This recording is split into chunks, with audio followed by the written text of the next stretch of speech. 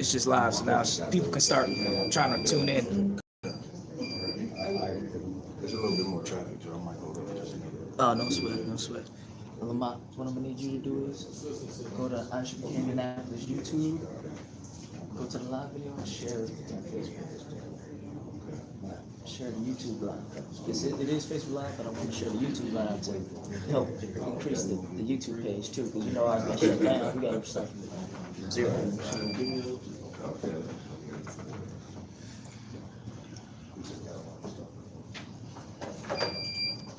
We're gonna hold up just another second. A couple more people trying to come in.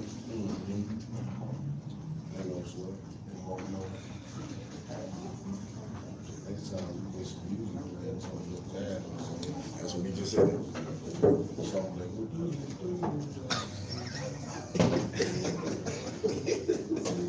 I can't mess with Cal. Can't make this shit.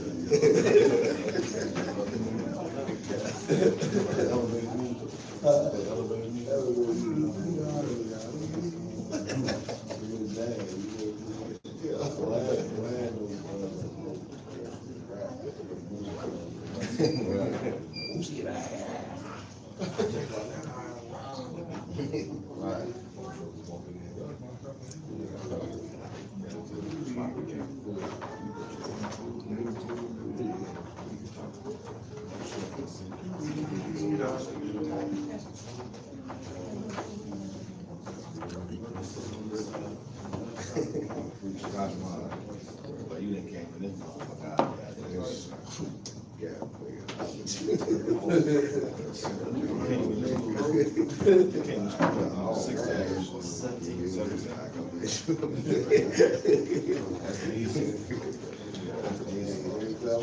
Yeah, also, when you standing, you want to stand back like right next to the TV. Yeah, Because that'd be perfect. that's kind of awkward, but I do. Yeah. Up a little bit more, you can step. That's about perfect. Around that area.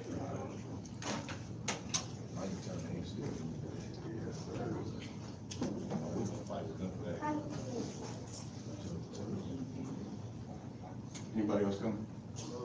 All right, we're gonna go ahead and get started. That's where okay. Yeah, that's all right. Most High in Christ. Welcome everybody. Appreciate everybody coming out to the lecture. All right. If you don't know already, we're at the I.S.U.P.K. We started at 1 West 125th Street, Harlem, New York. Since 1969, we've been bringing out this truth. That's right. To you so-called blacks, Hispanics, and Native American Indians. And the reason I say so-called is because that's not your true identity according to the Bible. That's right. This lecture is the truth I never learned in the Christian church. So obviously that title could encompass a lot. We got three major things we're gonna get into. Got to shout out the man who's in charge of this organization, Commander GEN.YAHANNA. Shout him out for raising up strong brothers to go out on the street and teach this truth through all the perils. You understand? So let me get the next slide. Oh, Salakia. I'm also in the Potters of Alabama. My name means dash against stone. That's right. You know what I'm saying? That's right. All right. Right here, we got the agenda. So hit the next slide. Next slide. All right. So there's three things that I want everybody to leave here with today. You know what I mean? One of the primary things is that the Bible is not a white man's book. You hear people who don't really know the Bible, they say that a lot. People who don't necessarily believe in Christianity, and even Christians believe that the Bible is a white man's book. You understand? That's one thing. Another thing I want you to leave here with is who the real Jews are, who are the biblical Israelites. And we're gonna get into that. And then the law is not done away with is the last thing. So follow-up debates. If anybody is interested in a follow-up debate, you know what I mean, hit the numbers on the flyer. If you need my number after the lecture, hit me up. We can set up subsequent debates, get approval and go through those and make it happen. And then, you know, we have time for questions. Like I said, this is not a debate setting, but I will answer questions if you got questions. I just want to make sure we got time to move through the material. So let me get the next slide. All right, so let's go into a brief history of the school. So you might have seen those angry black men. Next slide, Bubba Shot. You might have seen those angry black men standing out on the corner, wonder why we're yelling, why we so passionate about the message that we're giving out to the people. It's because the men that came before us, they had that same passion to pass this truth on to blacks, Hispanics, and Native American Indians, right? So it was a man We called him, his name was Abba Bivens. He moved from the South with the knowledge of being a Hebrew Israelite, right? So he had this knowledge and he wanted to pass this message to other people. And so what he did is he traveled up north and ended up in New York on the East Coast, all on, you know, in Philadelphia and up around that way. He ended up on the East Coast and he got 7 brothers, right? And him along with these 7 brothers, they learned from the so-called Jewish man. And we say Jewish man is because he's not a real Jew, and we'll get more into that later on in the presentation. All right, the Jewish men, they had a doctrine that they were teaching, and they were saying that we're the Jews too, we're the biblical Jews. Abba Bivens was like, nah, these is lies that y'all trying to spread to the people. So he basically disassociated himself with the Jewish church or the synagogues and teaching in the synagogues. And he started the organization with the 7 head, or the 7 head started the organization, the Israelite School of Universal and Practical Knowledge, right? So that's what I.S.U.P.K stands for. And out of that, it was a young man growing up in that truth under those 7 heads. The school started in 1969. His name is Commanding GEN.YAHANNA. That's right. He's been in charge of the school since 1985, and all these men that you see here and all the men across the United States and across the world are in the school because of that man there. So that's right. Next slide. All right, take me up one. All right, so the next is the that's a little bit of history on the school. All right, so let's get some proof. Let's get some actual biblical proof. Let's get some historical proof that the Bible is not a white man's book. A lot of these clowns that we go out on the street, you might have seen some of our street speakings. We'd be out on the street, we'd be preaching. They say, why you preaching that white man's book? Why you doing this? Why you following Christianity? First of all, ain't no brother in here that's in our school following Christianity. If anything, if you want to get technical about it, we are the real Christians. Right. You understand? Because to be a Christian is to follow Christ and do what Christ did, and Christ kept the laws. That's right. All right. Let me get the next slide. All right. So let's talk about King James. Your most common book out there in most churches, at least it used to be. Now they got the New King James Version or the what's the NIV, all these different other kind of Bibles, right? But the King James Version was the most popular version for a long time, and probably still is for the most part. Right. All right, so King James was not a white man. King James, and he didn't write the Bible. That's the first question that you see up there. A lot of people, the misconception about the Bible is King James wrote the Bible. He did not write the Bible. So let's get a little bit of history on King James. Nakashwan, could you read that first bullet? James Charles Stewart. Oh, God. James Charles Stewart, better known as King James, was a black man that was born June 19th at Edinburgh Castle in Scotland. All right, so you go online, right, and you'll see images of a white King James, and we're gonna get it later in the slide. We're gonna get you some images of what they portray as King James and the actual images of King James. You go online and you see these different images and you say, oh, he was a white man. So automatically you assume 1, that he wrote the Bible, and 2, that he was a white man. All right. The next one, and I'll read this one. The name Stewart means black. Stewart comes from the Norse word swart. Swart means dark color, dark skin. You can find this information in the Negro rulers of Scotland and the British Isles. Now, I don't have this book with me, but if anybody want to write that down, make sure you get that book, because you go and find all kind of history on how we ruled during the time of the Middle Ages, right? That's an excellent book. A lot of people don't know. Matter of fact, I'm getting ahead of myself. We'll come to that in 1 second. All right, so King James was the first king to rule Scotland, England, and Ireland, right?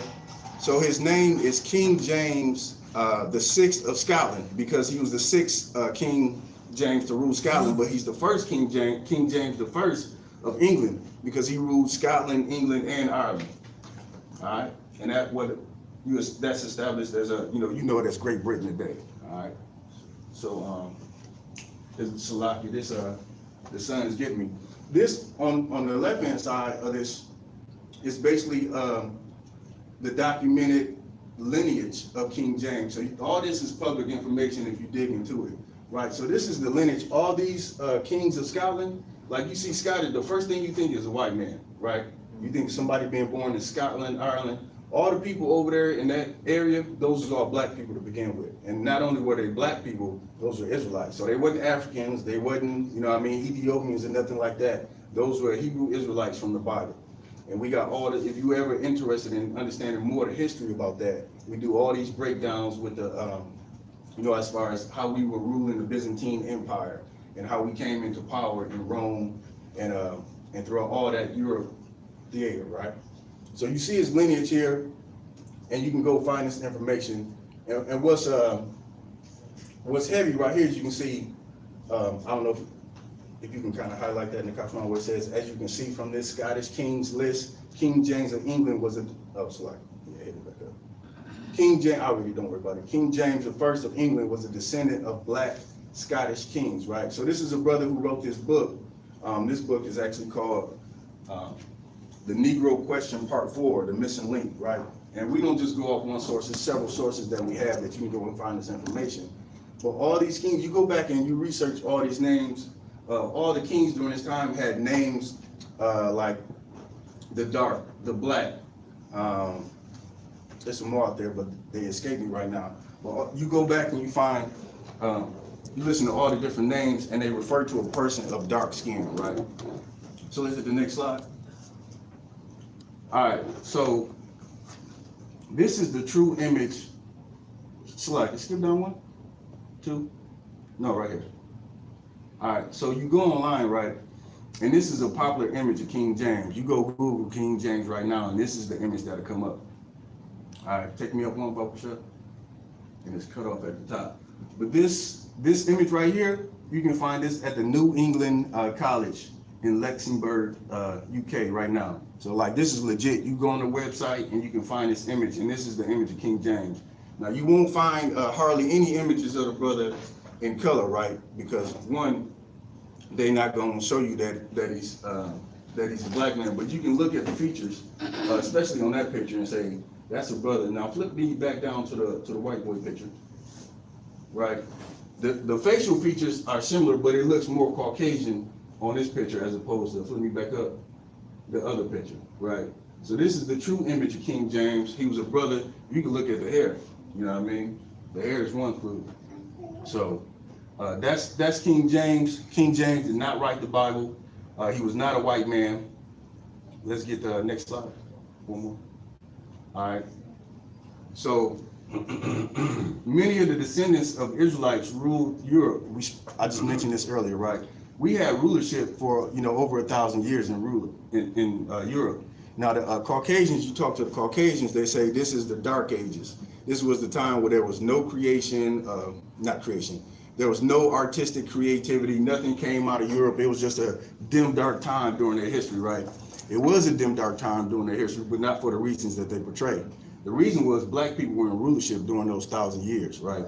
Like I said, there's a lot of history that we got where you can see how we came up from slaves under Rome, and when we were in Rome, we became gladiators. We moved up through the ranks, and we eventually became into rulership, and we ruled what's called the Byzantine Empire. You can go look this up. Constantine was a black man. He ruled Byzantine, right? So, like I said, this is a good point.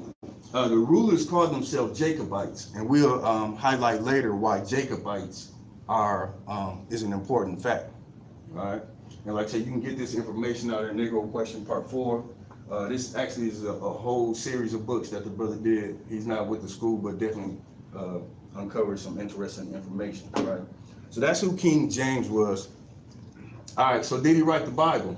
King James did not write the Bible. A lot of people don't even know where the Bible came from.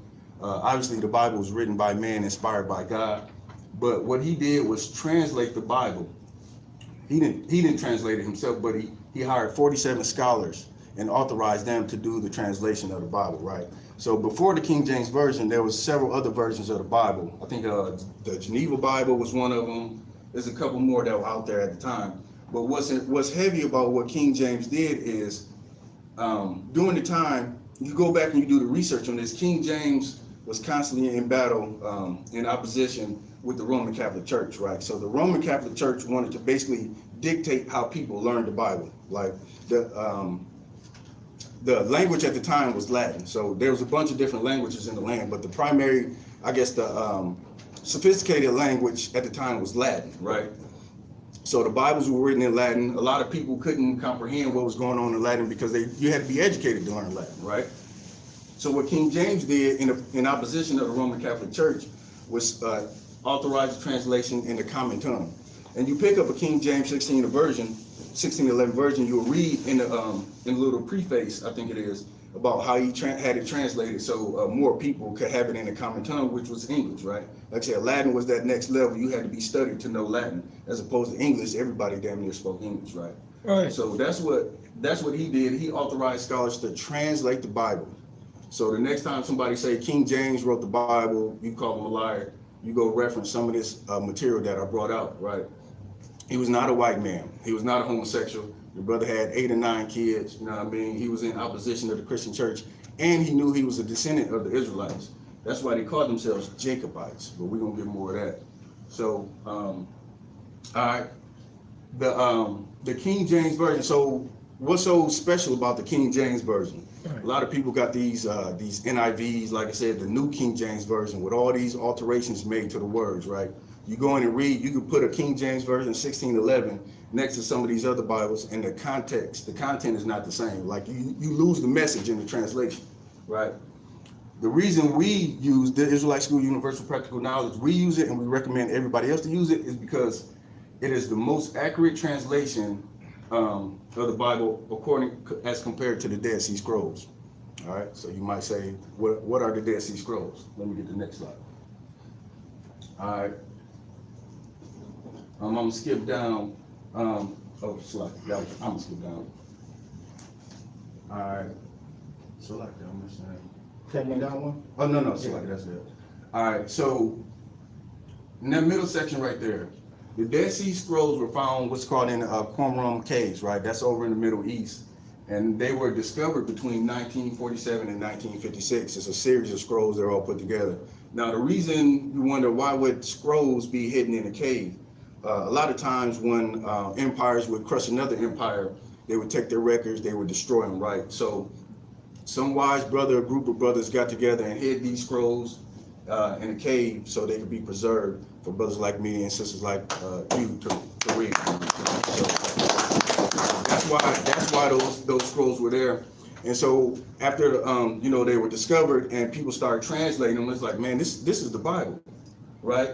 And so what they did was you can compare the 16, if you read ancient Hebrew, you can compare the actual Hebrew in here, which all these brothers read and write and speak Hebrew in here, ancient Hebrew. You can compare the Dead Sea Scrolls to the King James 1611 version. And what's been found is that it's the most accurate version, right? So another point that brings me to is the Apocrypha, right? So,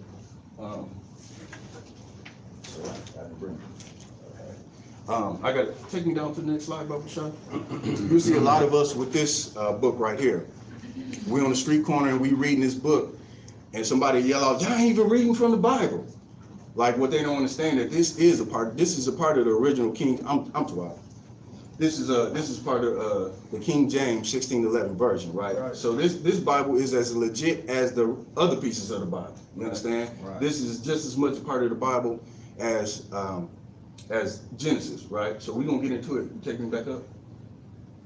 All right. So the Apocrypha means hidden, right? And the Apocrypha consists of 14 books, and they're a part of the original King James 16 version. I have a 1611 King James version, and those books are in there. The new books don't have them because that history in there lets you know about some of the things that we went through between the time of, like per se the Old Testament and before Christ got on the scene. And it's some heavy, like if you haven't read the Apocrypha, I recommend that you read it because you are inspired by the stories that's in the Apocrypha. You understand?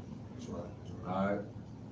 So you want some more proof why it's a valid book. Obviously, there's fragments of the Dead Sea Scrolls contained in the Apocrypha.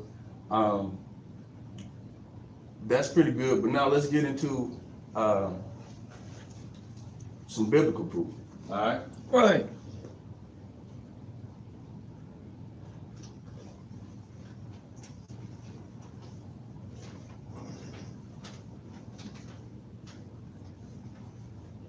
Let me get sorry, I ain't handed my Bible here. Cap, you got a Bible? Get the Bible back there. Let me double check. That's 12. I got my phone, but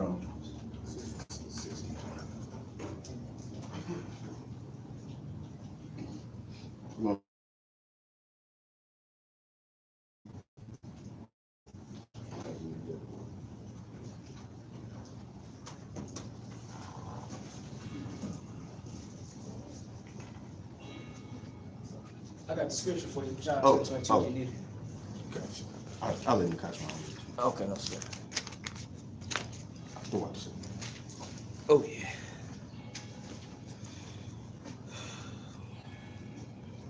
All right, let me get that John 10:22. John, chapter 10 and verse 22. Go ahead. But I know that even now, whosoever thou willest ask of God, You at John? God.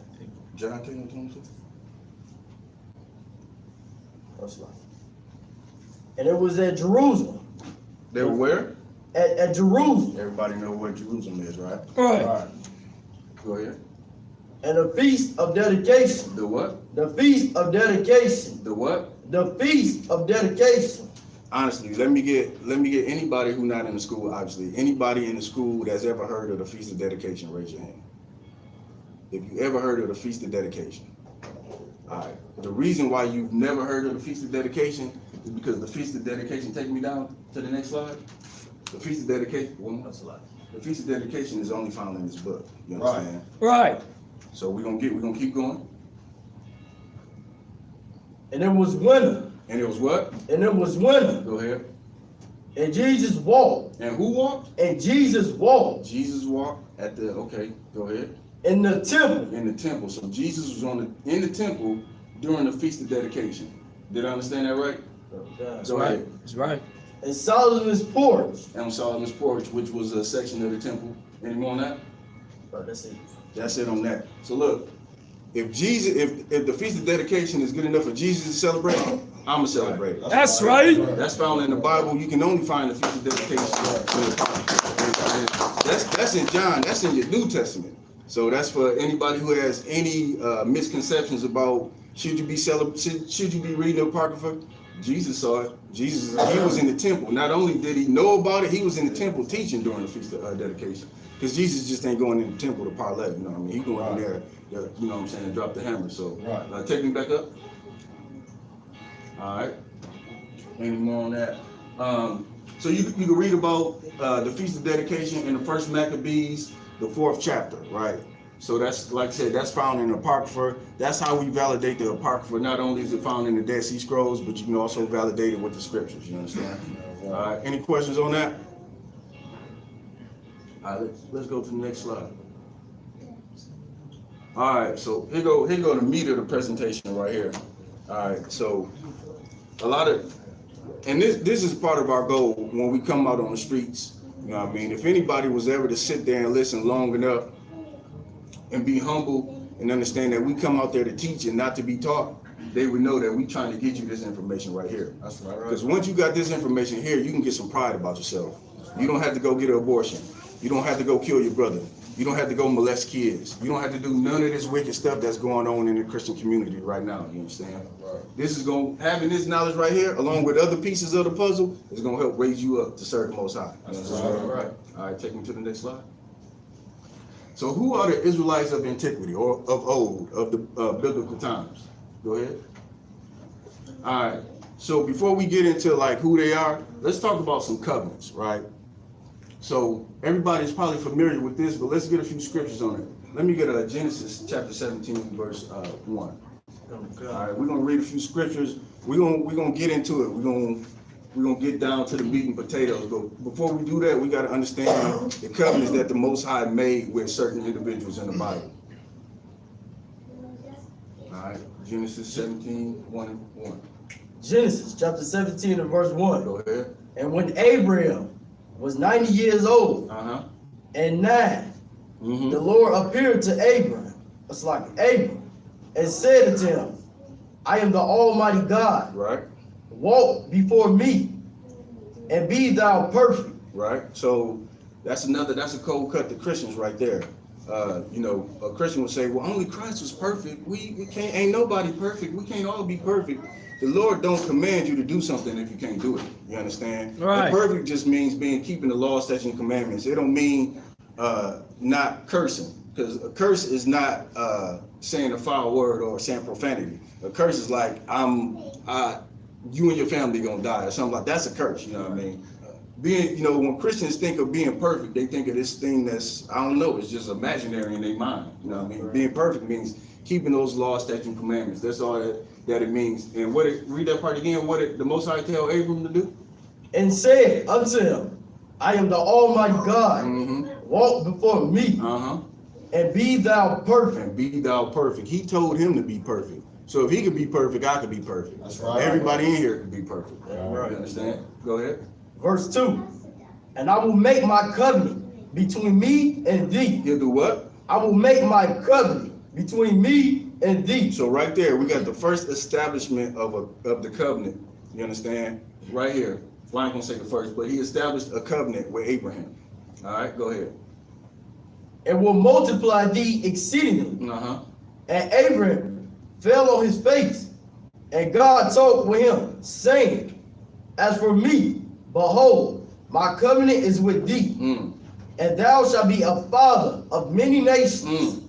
Neither shall thy name any more be called Abram, but thy name shall be called Abraham, All right. for a father among many nations. You're gonna be a father of what? Among many nations Go ahead. have I made thee. What's that, verse 5? Come. All right. So let's drop that. All right, now we understand who the Lord established a covenant with, right? He established a covenant with Abraham. And now we're going to see who is it going to go to from here. All right, take me to Genesis 21 and 8. Genesis chapter 21 and verse 8. Mm-hmm. And the child grew and was well, and Abraham made a great feast Mm-hmm. the same day that Isaac was well. That who? That Isaac. Okay. Verse 9. And Sarah saw the son of Hagar, the Egyptian. Mm-hmm. So let me take you back and give you a little context if you're not familiar with the story. Abraham obviously had the covenant established with him with the Most High, right? From that point, his wife was barren at the time, right? So she didn't have a son. So in her carnal thinking, she gave Abraham her handmaiden, right? And he had a son with her, Hagar. And so, you know, in Israelite culture, or biblically speaking, your firstborn is supposed to have your heritage. He's supposed to get the covenant is supposed to pass to him, basically, right? Go ahead. When she was born unto Abraham mocking. Verse 10. Go ahead. Wherefore she said unto Abraham, Cast out this bondwoman and her son. All right, hold up right there. So I got to bring this out. The Israelite School Universal Practical Knowledge, we teach in multiple wives. According to the Bible, you can have multiple wives. Right. So what we got right here is a little conflict, right? Sarah, his wife, is saying, cast that woman out. You understand? Because my son is born now. Isaac is here. What you need that woman anymore for, right? Keep going. For the son of this bondwoman should not be here That's right. with my son, even with Isaac. Mm-hmm. And this thing was very grievous in Abraham's sight. Right. Because of it. Right, because Abraham, he loved his son, right? But this is the path that the Most High set in motion for him, right? That child wasn't supposed to be there because it's going to be too much conflict, because he know that the promise is passing to Isaac. You understand? Go ahead. Verse 12. And God said unto Abraham, Let it not be grievous Don't be grievous, Abraham. I got big plans in store for you. Go ahead. in the sight, because of the lad, and because of the bondwoman, Mm-hmm. and all that Sarah hath said unto thee. Right. Hearken unto her voice, for Isaac shall be thy seed be called. All right. So look, that lets you know right there, the seed of Abraham is not the son of Hagar. It's not Ishmael. You understand? That lineage, and if you go back and you do the history, Ishmael, that's the lineage of the Arabs. You understand? That's the Middle Eastern people, all them other people over there who the Lord don't care about. He cared about the lineage going through Isaac. You understand? Right. Go ahead. Oh, Salaki, drop that. Let me get Genesis 27 and 26. You understand? So now we starting to understand where this lineage, because Abraham had other sons. You understand? Abraham had other sons. So you got to ask yourself, why didn't the covenant pass to them? The Most High is choosing the path at this point. I'm going down your lineage, and I'm picking the lineage that I want. And we're gonna get down to the juicy part here in a second. Genesis chapter 27 and verse 26. Go ahead. And his father Isaac said unto him, So now Isaac has a son. Keep going. Come here now, and kiss me, my son. Mm-hmm. And come near, and kissed him. And he smelled the raiment, and blessed him, and said, see, the smell of my son is at the smell of a field which of the Lord hath blessed. All right, hold up right here. So let me give you some more context of the story. If you don't have a lot of history on it, right, you go back and you'll see this is the time where Jacob dressed up like his brother Esau. Esau was the firstborn. So again, here the Most High set it in motion. He set a path and said, I want this son right here to be the heir. I want him to be the seed. So Isaac, Esau was the firstborn, but it was prophesied that Isaac would be Jacob would be the man. You understand? So keep going. Verse 28. Therefore God gave thee the dew of heaven and the fatness of the earth. This is Isaac on his deathbed. He's giving the covenant. He's passing along that covenant that the Most High made with Abraham. That Abraham passed to him. Now he's gonna pass it to who he think at the time is Esau. But again, this is works of the Most High. So one thing, real quick, if I can sidebar, a lot of people they try to talk and say Jacob, he was evil in doing this. This was from the Most High. The Most High ordained this to happen. And furthermore, Esau, you go back and you read that story, Esau didn't care about his birthright. Right. He sold his birthright, you understand? So he didn't give a damn about it anyway. You'll find later, you keep reading that story, he went in there crying because he wanted the blessing. But keep going. And plenty corn and wine. Verse 29. Go ahead. Let people serve thee, and nations bow down to thee. Right. Be Lord over thy brethren. Be what? Be Lord over thy brethren. This right here, this is not just a word for him. This is a word for his descendants as well. Right. You're going to be Lord over your brethren. Go ahead. And let thy mother's son bow down to thee. Let who? Thy mother's sons bow down to thee. Go ahead. Cursed be everyone that cursed thee. So what is he doing right here? That covenant that was established with Abraham, that Isaac is now passing on to Jacob, he laying it all down right here. Go ahead, any more on that? Come on, God. And blessed be that bless thee. And it come to pass, as soon as Isaac had made an end of blessing Jacob, and Jacob was sick and gone out of him, and present of Isaac and his father, and Esau his brother came from his honey. That's it. That was verse 30. All right. So that's the establishment of the covenants between Abraham, Isaac, and Jacob. All right, and that's important. That's key, because you go and read Genesis, the 49th chapter, you can see the prophecies of who those people are today. We can't get into that because that is a very long breakdown. But it's biblical proof that who the Israelites are today. But we're gonna get a little history, a little archaeology on it as well. So let me get the next slide. All right. So like I said, Genesis, the 49th chapter, you'll go and you'll see that these 12 lost tribes, and they call it lost because we are lost here in this country right now and all across the world, you understand? We do not know who we are. You talk to anybody on the street that, they just go along with their life and not really seeking knowledge, they're going to say, oh yeah, I'm from Africa. You ask them like, what part of Africa you from? I don't know. I did this DNA test. It told me I was 15% this, 75% that. It's all garbage. It don't tell you nothing. We're going to get into some history of it, but according to the Bible, according to history, according to archaeology, these people right here, mainly involved in the transatlantic slave trade, these people right here are the biblical Israelites, you understand? Right. All right, so you can look on this sign, and it goes like, according to the Bible, you are what your father is, right? So if your father was, and a lot of black people, like a sidebar, a lot of black people walking around today, they don't know that they're actually Native American. They would be considered Gadites, you understand? North American Indian. Like, whatever your father was, that's what you are. So if your father was a black man, you from the tribe of Judah, because his father was from the tribe of Judah. Right. Some sad news for any Christians in here.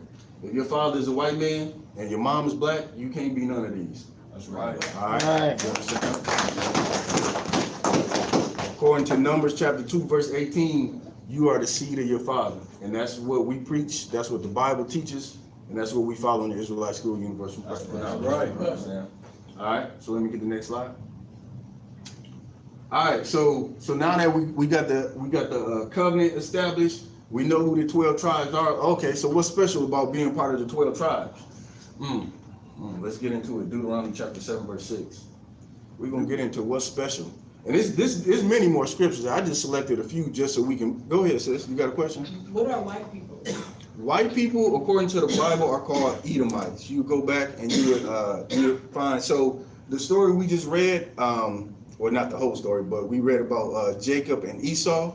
So Jacob is the progenitor. Take me back up a slide. Jacob is the forefather of these 12 sons right here, right? Esau has a whole line. You go back and read in the Bible anything about Mount Seir, Idumea, Edom, Esau is all referring to white people according to the Bible. Right. All right. Just a Yes, question sir. about that chart right Yes, there. sir. So those are the 12 tribes, and they came out of how many men? They came out of one man, How many women? 4 women, sir. So that man had how many wives? Yeah, 4 wives. Damn right. That's another point that. Yes, sir. You got it. Damn right. So, Damn right. like I said, multiple wives, that's a whole nother topic, but just know that this nation, a nation of people, was built out of a man with 4 women. You go back and read that story, that brother put in some work for them sisters. he worked 14 years for one of them sisters. You understand? You got a question in the back, sis? I was just wondering, what's the difference between, you said the white clan is called a certain name, but really some Americans today that call Caucasian. Yeah, so anybody that you find during biblical times is not going to have the same name today. For instance, we walk around today and we call ourselves African American. Africa is one place, America, you can't be 2 places, right? Even a Chinese, you say a Chinese American, really he Chinese. You know what I mean? You say you go live in China, you're not Chinese, you're a black person, or a black person, right? But you really, if your father is a Negro, you would be a Judite, you understand? So nobody walking around on the face of the earth today is really carrying their biblical name. But one clue, you go back and you study the history of white people, they came from the Caucasus Mountains, you understand? That's why their name is Caucasian, you know what I mean? They found in that, in that region around Georgia, Russia, in that area. And as they spread, they went from being called Edomites or Esau to Caucasians or Germans, or they went and conquered. That's the thing about the subtlety of the white man. He goes and conquers and takes on the identity of other people. You understand?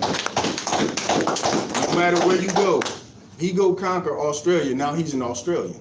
You understand? The history of that, real briefly, is that's like a prison. I forget the name, but it's basically colony. It's a prison colony. Thank you. A prison colony for the prisoners in England, and they went down and they sent all them down to Australia. And then what did they do? Kill the Aboriginal man down there. You understand? And that's what he does. He goes and conquers, and then he becomes that thing. Right. Same thing, like I said, during. Go ahead, young lady right there. Yeah, right. I'm just, because we came over here and white people took advantage of us, Damn right. women. Mm-hmm. So, and we are a mix of everything. So I'm just, I don't know, I'm just had me thinking, because we've come over here and we've mixed with so many people, Yeah, and I mean, I know you're saying but still we've mixed. And if our father back somewhere was white, it's just, Yeah, now, and a lot of people get you going down that path and have you thinking, well, what if my great grandfather? I don't have to go back that far. I know you don't, but look, like the Bible says, don't strive after genealogies. Like, there's no way for you to go back and say, yeah, I had this person and he might have been white. You just know that your father was a Negro, so you're a Negro, and that's all you got to be concerned about. And you serve the Most High, and that's how you figure it out from that point. You understand? Most High Christ. All right, take me back up. All right, let me get that Deuteronomy 7 and 6. The book of Deuteronomy, chapter 7 and verse 6. Mm-hmm. For thou art an holy people. We are what? An holy people. So this, the Most High is speaking to Israel right here. He's saying, you are a holy people. There's always is a running joke in the I.S.U.P.K. that Christians don't know what holy means. You see a Christian and they say holy and they swaying back and forth and somebody convulsing in the corner drooling and other people shouting around like a maniac with demons on them. Holy, that's not holy, you understand? Holy, according to the Bible, means to be separate. Right. Separate, that's it. It don't mean to, do dances and shake the tambourine and all that good stuff. All that Christian mindset, get that out your mind. Holy simply means to be separate. Right. Go ahead, sir. So I was just wondering, what do you separate yourself from? No, well, in this context, the Most High is saying, matter of fact, get the rest of the scripture. Oh God. For thou art an holy people. We're a separate people. Go ahead. Unto the Lord thy God. Unto who? Unto the Lord thy God. Go ahead. The Lord thy God has chosen thee. Has what? Has chosen thee. The Lord thy God separated us. We didn't, in our mind, we don't want to be separate. Even today, in this time, we don't want to be apart from America. We want to be in this melting pot and just kind of, rise through the ranks of America and be a great people that way. But the Lord from the beginning, it says what? Read that again. Oh God. The Lord thy God has chosen thee to be a special people unto himself. Above all people. What? Above all people. Below all people. Above all people. Come together and try to be one with all above people. All people. It's not my words, this is the Bible. That's the right. Bible says this covenant that was established with Abraham, Isaac, and Jacob, and then to the 12 lost tribes, you're supposed to be a holy people, a separate people. Not trying to join together with other nations, not trying to come together and build an empire with these wicked heathens. You're supposed to be a separate people above all people. All right? Yes, sir. Is there anything that makes us separate? What is the thing that separates us from everybody else? Yes, sir. So, and that's a good question the captain asked, which you already know the answer to, but I'm breaking it down for y'all, obviously, is the Lord gave us the law, statutes, and commandments. You understand? I'm gonna give you an example. All right, so without these laws, right, you wouldn't know how to live. For instance, a lot of these heathen nations, they do things like they eat rats and cats and dogs, right? Without somebody telling you that's wrong, you might say, man, I got a hankering for some cat, and you're gonna go eat a piece of cat or eat a piece of dog. Right. Or better yet, some more serious issues. The Bible says, do not murder. When you go abort your baby, that is murder, you understand? Right. Like all these things that we do, that we know we're not supposed to do, all of it is found in the Bible, you understand? Right. So to the captain's question, and I appreciate you for letting me bring that out, Cat, is that we were given these laws, statutes, and commandments because the Most High wanted us to be a separate people, because he knew that it would change our lives and that we could truly serve him by keeping these laws, because without them, we'd be like these other nations. We'd be, running around chopping off heads, no law, no order, no nothing. You know what I mean? What America tries to do, they try to establish any society in its core has taken the laws of the Bible and tried to apply them. That's right. Right. They've done it in a way where it benefits them, though. They don't do it the way that you find it in the Bible, you understand? Because if we keep these laws, statutes, and commandments, we'll be a special people above all people. You understand? We won't be in the conditions in the ghettos in Cincinnati, in the ghettos in Indianapolis, in the ghettos in Chicago, Detroit, wherever you want to go. Across this world, across America, black people are on the bottom. Right. Now, a few people raise up to the top, and they do that, so we can, just like, you had house Negroes. Negroes in the field, like, man, I'm trying to get that house position. Right. I'm trying to sit in there with massa and pull tea and be cool. You understand? Right. Like, it's always been that way. It's always been an opportunity for certain black people, certain Hispanic people to move up through the ranks. And so people in our position can look up and say, man, I gotta get that corporate job in the top corner office at Huntington Bank. You understand? It's always been it since the beginning of time. It's always been that way. But the truth of the matter is, we don't need another nation to build our nation. Right. Right. Let me get Psalms 147.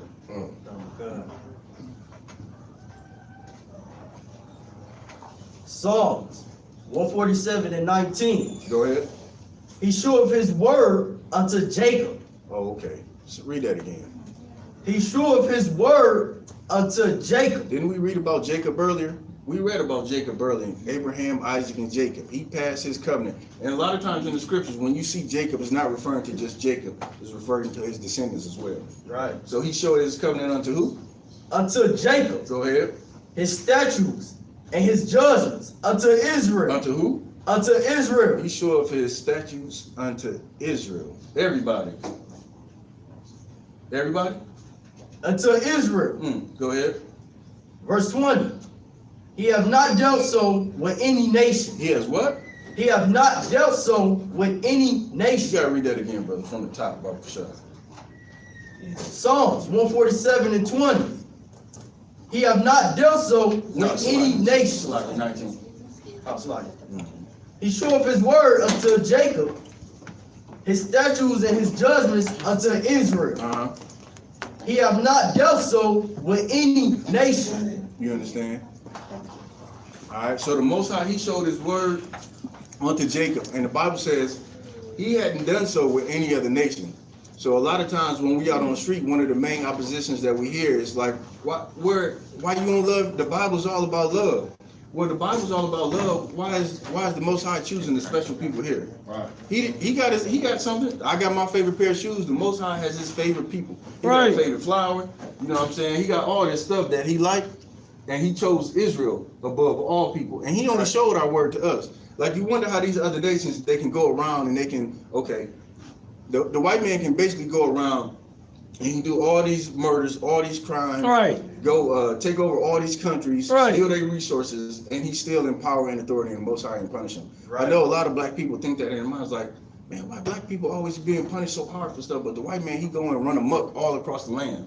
Right. That's because the Most High didn't give him the laws. Right. He's in power right now to be a whipping stick for black people because we won't serve him. You understand? You got to serve the Most High, and then what? Oh, Salaki, no, this is he only showed his word to us. You know what I mean? He didn't give it to anybody else. The scriptures say he chastised who he loved, just like any good father. You understand? Like somebody else kid running amok, you know what I'm saying? I might be stopped at, but I ain't gonna be on him like I'm gonna be on my son. Right. I'm gonna chastise my son for not doing what he's supposed to do. That's right. And that's how the Salaki. You understand? Go ahead, sir. So what would be the benefits, you know what I'm saying, for doing this? Like, is there a reward? Like you mean, you know what I'm saying? So you mean to tell me we gotta keep these laws and these commandments. What's the benefit from it? Salaki, if I could, and I don't want to get ahead of myself. All right. I'm gonna come back to that though. All right, let me get Amos chapter 3. Right now, we established the covenant. Now we're chosen people, and we're gonna get into some benefits of the thing, right? So Amos 3:1. Amos chapter 3 and verse 1. Go ahead. It is word that the Lord has spoken against you, O children of Israel, against the whole family, which I brought up from the land of Egypt, saying, you only have I known. What? You only have I known. What? You only have I known. Most High has only known Israel. Right. Any more on Oh God. Right. Of all the families of the earth. that? Of all the families of the earth. That's heavy. Like a lot of Christians read that and they say that it's the Old Testament, so it only applies. And part of your mind goes is like, oh, they talking about the so-called white man, the Jewish man. You got to know that imagine you sitting before the prophets and they reading that scripture and telling you that, and you're like, I'm the only one that's chosen. That's me. He talking about me. That's how you got to look at it today. He talking about me. Right. You only have I known. That's right. Go ahead. You only have I known of all the families on the earth. Therefore, I will punish you for all your iniquities. What did I just say? I just said the Most High, he chastises who he loves. You understand? Right. You wondering why we #1 in HIV. We #1 in heart disease. Right. We, you know what I'm saying? We oppressed it. Yes, sir. And if I could, because there's a lot of white homosexuals, but they don't get a lot of AIDS. Right. But there's a lot when the black homosexuals, it's like AIDS run rampant, like Right. like a plague or something. You look up any statistics on HIV, black people is #1 in the category. You understand? We #1 in anything bad and last in damn near anything good. You know what I mean? Right. Yes, sir. If I may, on your point, and Captain Kapash's, it's not like we doing more than they are. Right. They do more drugs. They Right. have more lascivious sex. Right. And all kind of abominations. But we are the people that get punished. Right. Based on what the Lord is saying. We gotta read that again. Right. The book of Amos, chapter 3 and verse 1. Hear this word that the Lord has spoken against you, O children of Israel, against the whole family which I brought up from the land of Egypt, saying, you only have I known. So right there, that's you think to yourself, man, that's good. You only, I'm like, yeah, he only down for me. Keep going. You only have I known of all the families of the earth. Right. Therefore, I will punish you. But now you see how heavy it is that he made that covenant with you. How heavy it is that he did choose you. He chose you for a reason, but he didn't choose you so you can run off and shoot your brother down in the streets. Right, You understand? right. Go ahead. Oh God. Therefore, I will punish you for all your iniquities. Mm-hmm. That's it on that. That's interest in mind, whether it's creating a law that you think is going to benefit you, whether he's smiling in your face. And don't get me wrong, you might be cool with some white people. We ain't never preached the message to go out and hurt white people, hurt anybody for that matter. Right. We ain't never preached the message to say if you ain't got to go to work, go to the job and be pleasant around white people, be courteous to white people, be professional at all times. That's what we teach in school, and that's what we're following. But here's what you got to take away with you. You got to understand that you are not one with America. You can never become a part of American culture. In fact, you go back and you read the Constitution. You were 3/5 of man when that Constitution was written. This land was never set up for you, and the Bible says this is not your rest. Right. You seeking to establish something great here. What you should be seeking to establish is the kingdom of heaven. That's right here. That's right. Go ahead, Romans 9:13. Romans chapter 9 and verse 13. As it is written. As it is what? As it is written. Why does it say as it is written? Christians kill me. Christians be like, well, that's in the Old Testament. The Bible is basically repeating the Old Testament. You all over the New Testament, you see the prophets, they say as it is written. Christ said it several times. Right. As it is written. Where was it written at? Christ he didn't have the New Testament in his hand when he was on earth. He is the New Testament. You understand? Right. Like he saying as it is written because he's speaking from the Old Testament. Right. You understand? So you can throw that whole concept of the Old Testament is done away with. The Bible says things written aforetime before I learned. You understand? That's So right. I can paraphrase it. Right. You understand? But all this, yes sir. And if I could, you right about that, because Christians seem like they act like they don't respect the Old Testament. Right. Like if the Old Testament says something, they could say, well, that is the Old Testament, so I could take that with a grain of salt. Like Right. I don't have to respect that. Right. Yeah, Christians, I heard Christians say that a lot. Yes, sir. And then it's one in particular, your Christian pastor, is part of the Old Testament, one part of the Old Testament that he do respect. And that's the law of tires, you understand? Right. That's the law of tires. Right. That Christian pastor gonna get them tires and he gonna say, oh, the New Testament, yeah, this is what we're going off of. But it's one part of this Old Testament, the law of tithe, and I think I'm gonna take that. You know, we gotta get this new church pews and Pastor need a new robe, Right. CTS, you know what I'm saying? Right. Hey, let me get that. Let me part down. So like, Romans chapter 9 and verse 13. go ahead. As it is written, Mm-hmm. Jacob have I loved. Right, Jacob. So who was Jacob? Jacob was the progenitor or the forefather of those 12 lost tribes that we put on the screen. And like I said, a lot of times the scripture refer to Jacob, not just talking about Jacob specifically, talking about his descendants, right? So it's saying, Jacob have I loved. Go ahead. Have I loved. Mm-hmm. But So Esau. who? But Esau have I hated. The sister asked the question, who the so-called white man in the Bible? You go back, and you got any questions, any doubts, any sense of disbelief that who Esau is according to the Bible, you come to our classes, you understand? That's right. We're going to bring out who Esau is. And the Bible says, what? Read it again from the top. Oh God. Verse 13. As it is written, Jacob have I loved, Mm-hmm. but Esau have I hated. Jacob. That's you so-called blacks, Hispanics, and Native American Indians today. The Most High loves you, you understand? The Most High chose you. He established a covenant with your forefathers. He told you, I ain't dealt with no other nation like I'm dealing with you. Right. I want you to follow these laws, statutes, and commandments, and you're gonna be great among all nations. You're gonna rule the earth. The Bible says the earth was created for us. Right. You understand? The earth, think about that, put that in your spirit. The earth was created for us. You know what I mean? But we missing out on that because we not following the laws, statutes, and commandments. All right. Yes, sir. And you speaking powerfully, especially I want to ask a question a little bit off topic, what you just said though. You said the pastor asked for tithes. So if that is a law, is it wrong for the pastor to give the pastor, a Christian pastor, your tithe money? This would be my response, Cap. To anybody out there paying anything to a Christian pastor, I would stop it immediately. You understand? I would Right. not only stop it, but I would redirect those funds to a place called the Israelite School of University. That's Right. Now, and I'm gonna tell you why. Go ahead. No, I'm sorry, I'll be off topic. Yes, sir. I'm gonna tell you why. You're a Christian pastor, and I'm not gonna sit up here and say that some Christian pastors probably don't put towards some good things for people in the congregation. I can't say that because I don't know that to be a fact. I'm gonna say I'm looking at from the outside in, and I've seen the history, especially of these mega church pastors. You understand? Like you asking for $66 million jets.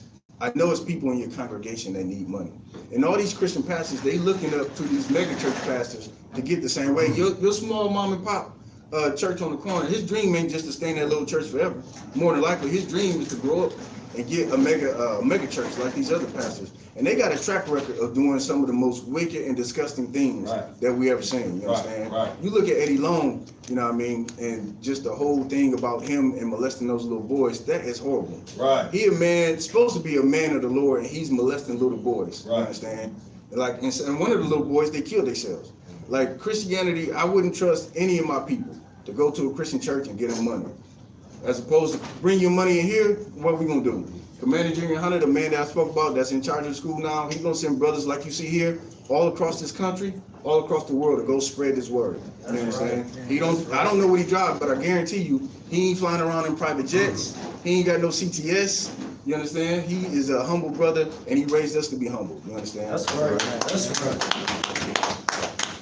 All right. So I just wanted to just really briefly touch on Jacob have I loved, but Esau have I hated. Yes, sir. And you had brought up a heavy point, and when you mentioned that, you know, they respect the tithes part. But as far as any other thing in the Bible, as far as our feast days, our holy days, if the Bible was truly the white man's book, or he thought it was his book, he would be celebrating the feast days and the holy days within it. Right. He wouldn't have changed the Sabbath day to Sunday. Everything that we follow in American Christianity is in opposition of the Bible. Right. If I could, I'm not gonna ask any questions, save for the brother at the end. We have a time constraint, but the brother will be back. All right. Let's get the next slide. All right. So why we taught we are from Africa. Thank you. All right. So this is something that's very heavy in the black community. Not so much with the other tribes, but especially Negro tribes. You know what I mean? Brothers down in the, Haitians. People from Jamaica. A lot of them think because we're involved in the transatlantic slave trade, you understand, that we are from Africa. So let's get Psalms 83. Oh God.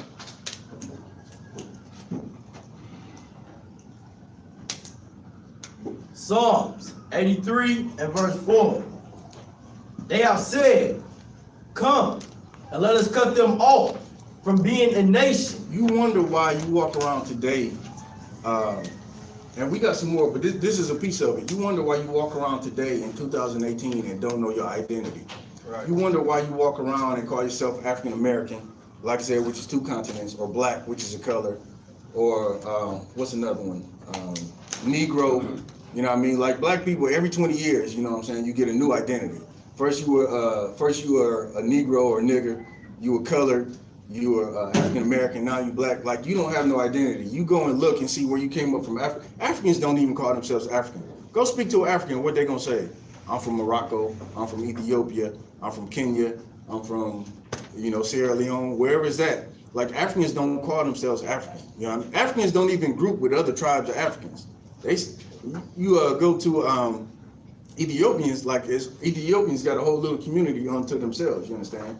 Like, so when black people, they think that they Africans, like it's nowhere that you can find where you from. You go into genetics, you go into, I don't know, ancestor.com, you trying to get all this information, but you don't understand it's a plot and a plan according to the scriptures to keep you from your inheritance. All right, so keep reading. God. They have said, come and let us cut them off from being a nation. Let us what? Let us cut them off from being a nation. Go ahead.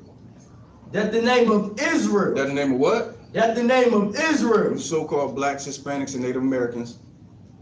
May be no more in remembrance. May be what? May be no more in remembrance. They accomplished their mission. You understand? You don't even remember. You don't even have enough understanding, like the history of your people, your foreparents. They don't have no more remembrance of being Israel. You understand? Go ahead. Verse 5. They have consulted together. They have what? They have consulted together. It's a plot. You better believe it's a plot. You go into the Library of Congress where they got some of those floors locked off that you can't go into. Right. Like they got very detailed records of the transatlantic slave trade and who those people were that came off those ships. You understand? Go ahead. They have consulted together with one consent. Mm-hmm. They are confederate against thee. They are what? They are confederate against thee. They against us. They don't want you to come together and be the people. Like the people in power, the people your average white man, he not gonna know that you're Israelite. Right. You understand? He not gonna know and understand that. Neither does he care. All he knows is that his society, his people is on top and you're on the bottom. Right. But people in power that understand, that rule these countries all around the world, they know who you are. Right. Go ahead. God. Verse 6. The tabernacles of Edom White people and the Ishmaelites and Arab people of Moab and the Chinese people. and the Hagarenes. Salakia, that one I had to get some help. Oh, Arabs, I think is what I found on them. Good ball. Gabal and The Ammon Japanese. and Amalek, The the Philistines Africans. with the inhabitations of Tyre. Inhabitants. Ashur also Assyria. is joined.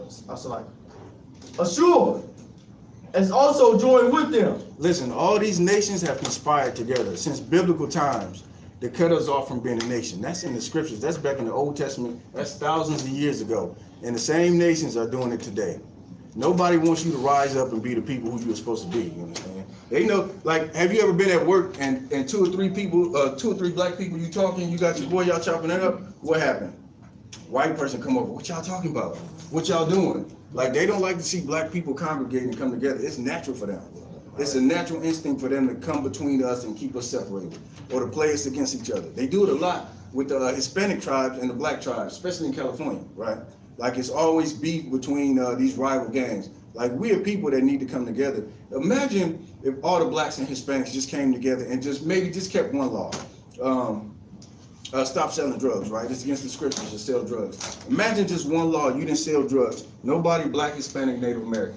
That'd change, that right there would change our economic, I mean, you just got more people who would be understanding what they need to do in life as opposed to always being spaced out. You know what I mean? That'd change the whole complexion of the black community. You understand? Right.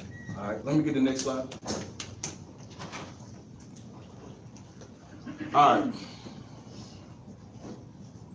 So another thing that we get a lot is, we speak out against Africans. We don't just speak out against the white man. We speak out against anybody who ain't Israel. You understand? So a lot of black people, they say, well, we African, or, like I said in the previous slide, like, we think we African.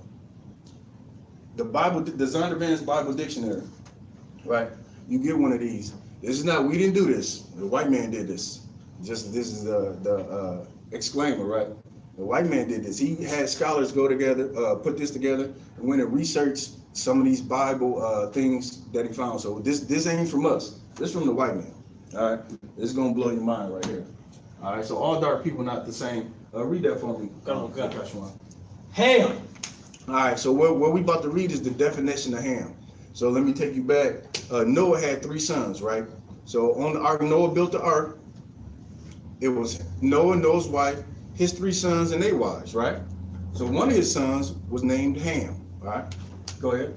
The youngest son of Noah, born probably about 96 years before the flood, Uh-huh. and one of the 8 persons to live through the flood. Like I said, it was 8 of them on the ark, right? Go ahead.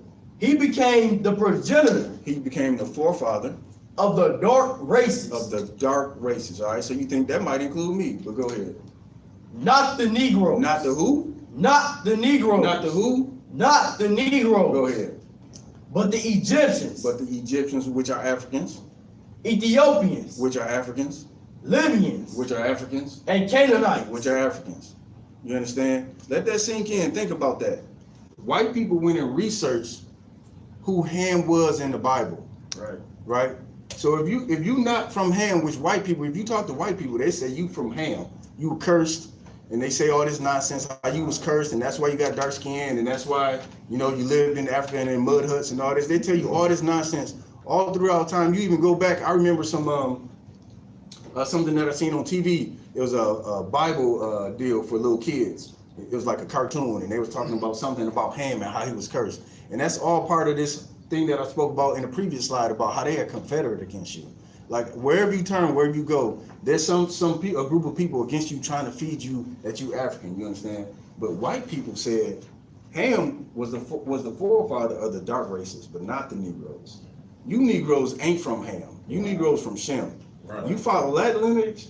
That's where Abraham. You get in Abraham's lineage, and then you get in that covenant that we talked about previously. You understand?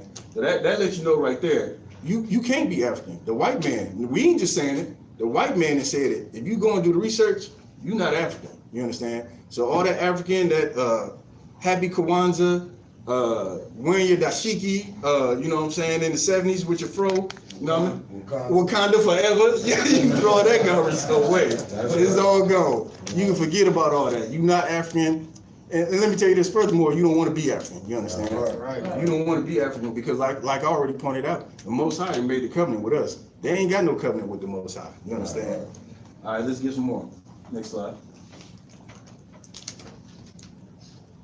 All right, so now, not only do we got proof, because we bring that out in that Bible dictionary because a lot of people, they don't believe just the Bible. They got to have some other reference, and they got to have it coming from the white man to be validated. You understand? We don't need any validation from the white man because the Bible is not a white man's book. We already pointed that out. King James wasn't white. He didn't write the Bible. He had the Bible translated from Latin to the common tongue. You understand?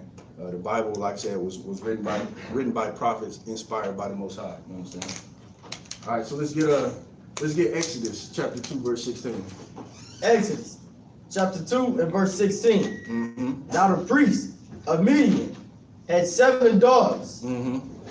and they came and drew water and filled the troughs to water their father's flock. So listen, if you a little bit older, I ain't gonna put nobody age out there, but if you're a little older, you remember a movie, The 10 Commandments, with Charleston Heston, I think is his name, and you go and you see all these white people and they at the well and they kind of like got a little tan and all this, you know what I mean? Like the part of the movie didn't even address this, you know what I mean?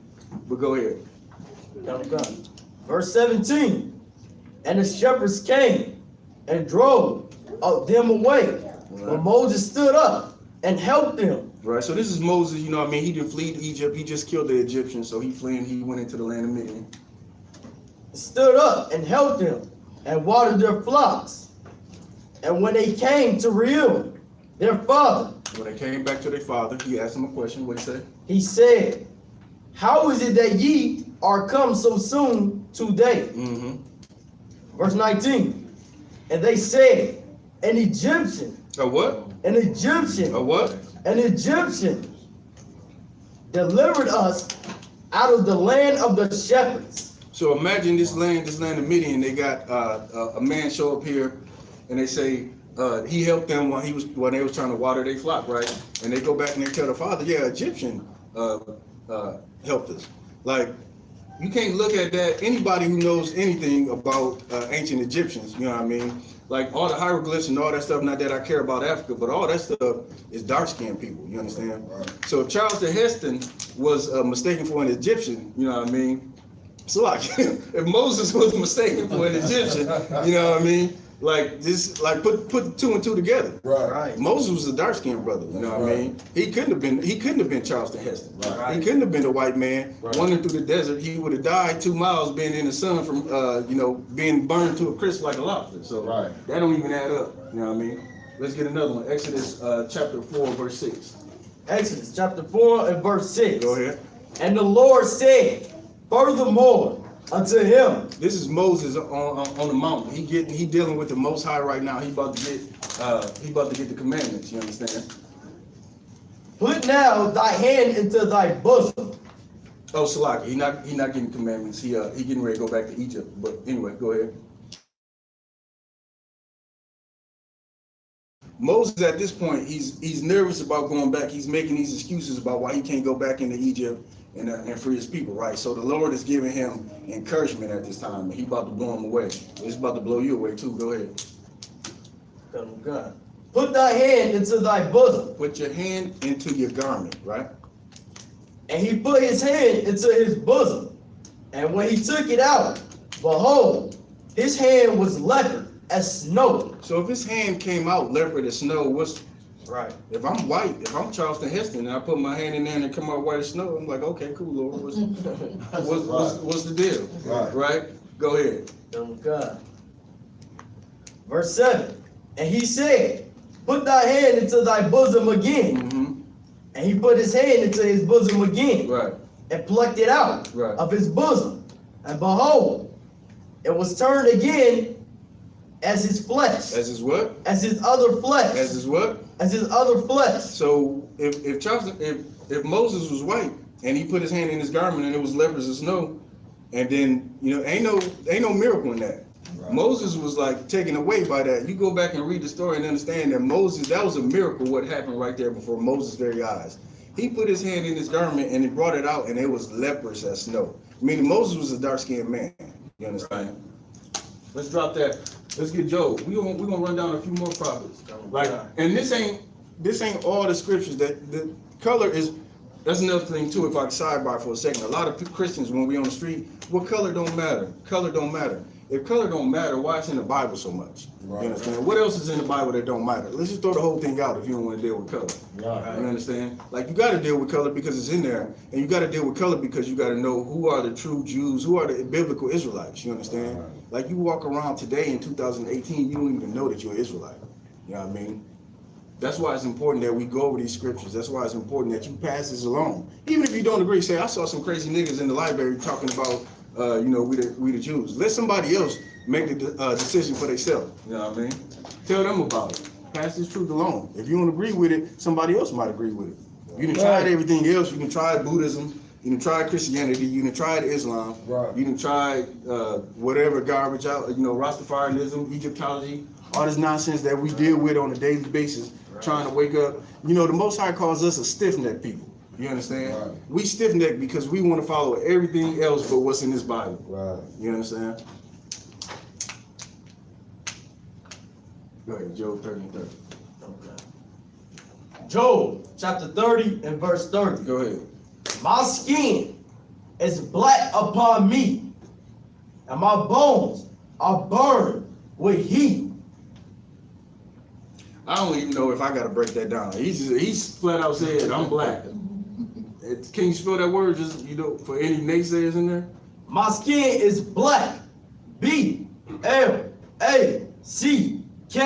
Job's not only talking about his condition, but he's also talking about his skin color. You go back and you read the story of Job. Job was a strong brother. In fact, I was talking to Captain Kapash one time, and I told him if I wanted to be like a brother in the scriptures, I'd be like Job, because Job had everything taken away from him, right. And he still served the Most High. You understand?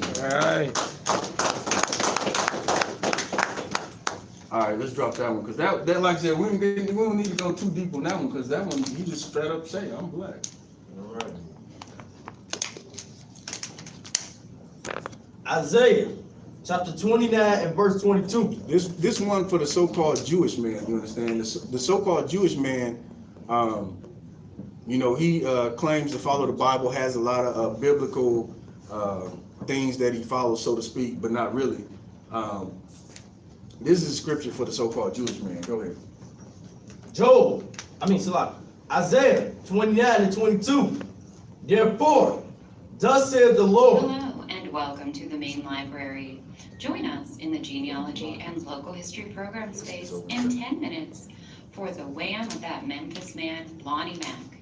In 1963, local guitarist Lonnie Mack cut a series of recordings at the King Studio that became a model for blues rock lead guitar style. Join Carl Edmondson, the producer of these Mack sessions, along with music historian Randy McNutt, for an insider's look into these recordings. Once again, the wham of that Memphis man, Lonnie Mack, will begin in 10 minutes in the genealogy and local history program space, located on the 3rd floor of the South Building. Thank you. Isaiah chapter 29 and 22. Therefore, thus saith the Lord, who redeemed Abraham concerning the house of Jacob. Concerning the house of who? Concerning the house of Jacob. Again, there go Jacob again. What did I say earlier? He talking about you so-called blacks, Hispanics, and Native American Indians. Jacob shall not now be ashamed.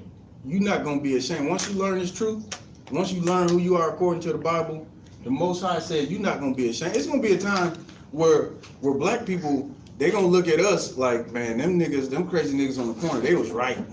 Them, like, you're going to be so fed up with the white man and the way that you treat it and the way that America treats the people. Like, you're going to understand at that time, you can't come together. Ain't no come together with white people. Ain't no come together with trying to build a nation with them. You're going to seek to join your brothers and sisters, you understand? You're not going to be ashamed to rock fringes.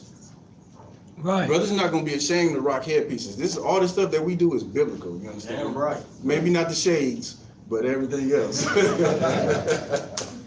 Go ahead. Oh God. Jacob shall not now be ashamed. Uh-huh.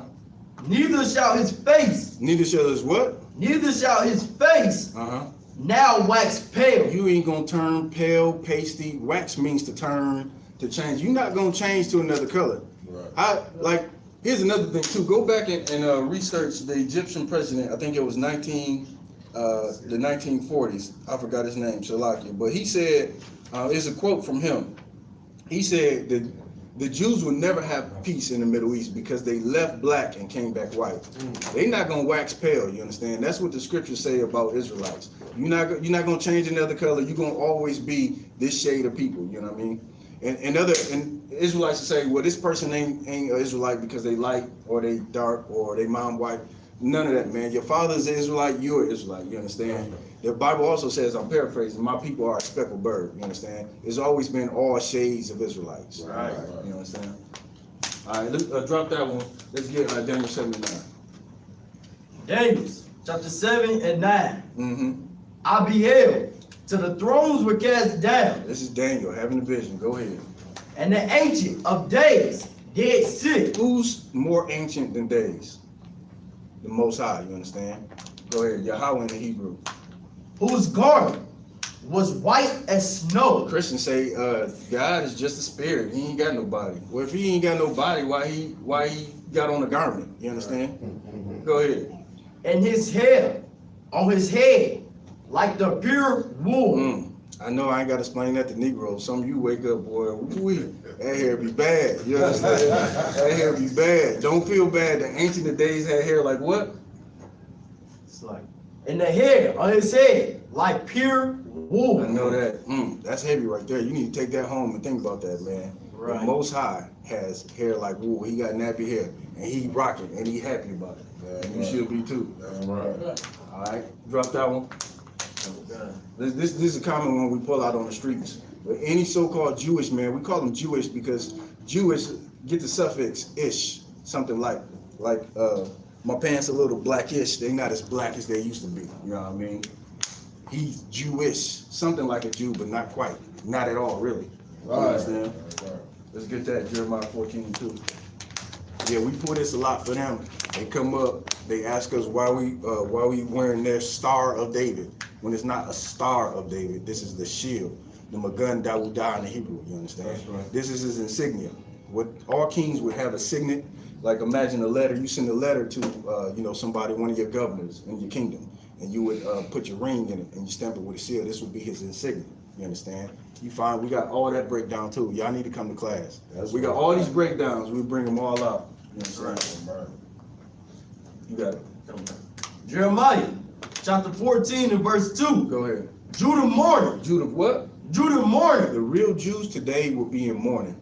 The so-called white man who calls himself a Jew, he is not in mourning. He owned every damn thing. I ain't even gonna name everything that he owned, but he is not in mourning. His people is thriving and in charge of the world. Right. In fact, America sends them, was it 30 billion a year, something like that in aid? It's some ridiculous billion. I don't know. After 1 billion, I lose count.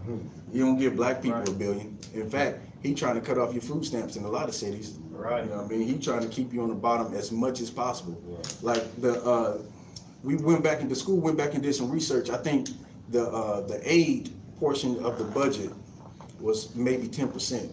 So you hear white people and they getting all up in arms about how much we spending on black people on food stamps and stuff like that. When white people, one, is the majority of the food stamp recipients, you understand? And two, is like a small sliver of, it's a pie, imagine a pie chart, and imagine you got about 10% of the total budget. Like 60% of the budget was military, right? So when they say that, they just don't want to give you nothing, you understand? That's not costing white people nothing. In fact, white people use majority of the benefits, like I said earlier. So go ahead. We in mourning. We the ones in mourning. Judah mourning. And the gates thereof language. When the scriptures say the gates are language, meaning our gates are for protection. You know what I mean? Our protection is language. The leadership that we have in place, the Jesse Jackson, the Martin Luther Kings, all them brothers that was supposed to say, man, don't worry about going over and eating in white restaurants where they don't want you. Support your business. Build your businesses up. Our protection is language. They supposed to keep us, they supposed to keep trouble from coming and getting us. Just like if you got a fence or a gate at your house, that's what you use it for protection. Somebody got to climb that fence, then Cujo come out the back and bite him on the ass. He know better. You understand? That's what gates are for. Our gates are language. Go ahead. And the gates language. They are black. They are what? They are black. Bible says the Jews are black. You understand? Like we got a whole slew of these all day, every day. We're gonna get one more. Ezekiel, drop that. Let's get Ezekiel 1 and 5. So, you know what I mean? The Ancient of Days, he got woolly hair. You know what I'm saying? All throughout the Bible, you see the scriptures where the brothers, those, you know, they was black. Now we're gonna get a little bit more. We're gonna make this one the last one. We got some more to cover. Ezekiel chapter 1 and verse 5. Go ahead. Also, out of the midst, therefore, came the likeness of 4 living creatures. Creatures. And this was the appearance. So listen, this is Ezekiel. He's describing what he's seeing. Go ahead. They had the likeness of a man. They had a likeness of man. And every one had 4 faces. Imagine the angel. Everybody's, this white man that done a job on us, boy. You go and look in the store, you see these little cherubs with red cheeks and little angels, little wings. You think that's an angel. The Bible describing what an angel looked like. Yeah, right. Go ahead. And every one had 4 faces. Imagine seeing that. You got a vision and you wake up and something with 4 faces is standing at the foot of your bed. You're going to have some trouble in your underwear. Go ahead. And every one had 4 wings. And the feet were straight feet. And sole of the feet were like the sole of calves. So imagine that like a calf feet, like a foot, and then it's split into 2 like a cow's foot. And the sparkle like a color of burnished brass. They what? The sparkle like the color of burnished brass. What is brass? Brass is like the color of a penny. You know what I mean? It says it's like what? Burnished brass? Burnished brass. Those are dark feet, you understand? That's what angels look like. Right. So unless you got some kind of serious skin condition, your feet look like the rest of your body, you understand? Right. All these people in the Bible had dark skin, dark feet. Like you can't get around it. A white man could never come tell me, you know, these people in the Bible wasn't black, because it's all over the Bible. Yeah, right. You understand? All right, let's go.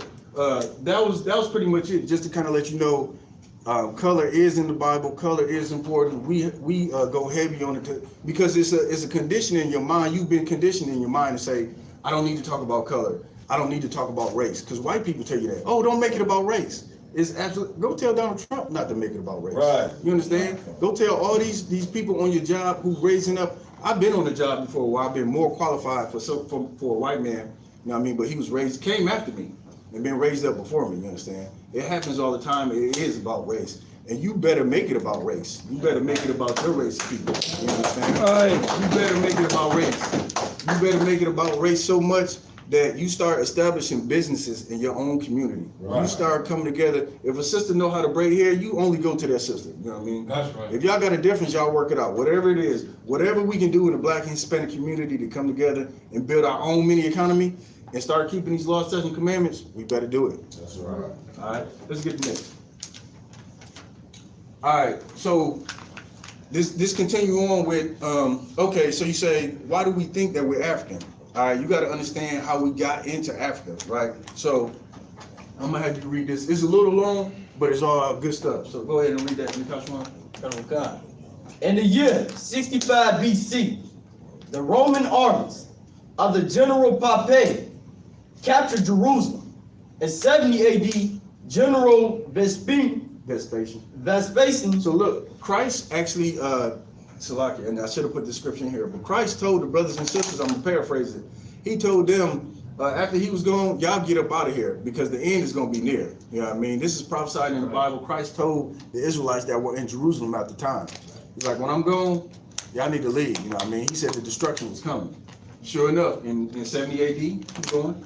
And his son, Titus, put an end to the Jewish state with great slaughter. With what? With great slaughter. So everybody that was in Jerusalem, they met great slaughter through the Romans. Like you go back and you read who was on the scene during Christ's time, who crucified Christ.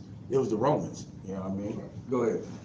During the period of the military governors of Palestine, many outrages and atrocities were committed against the residue of the people.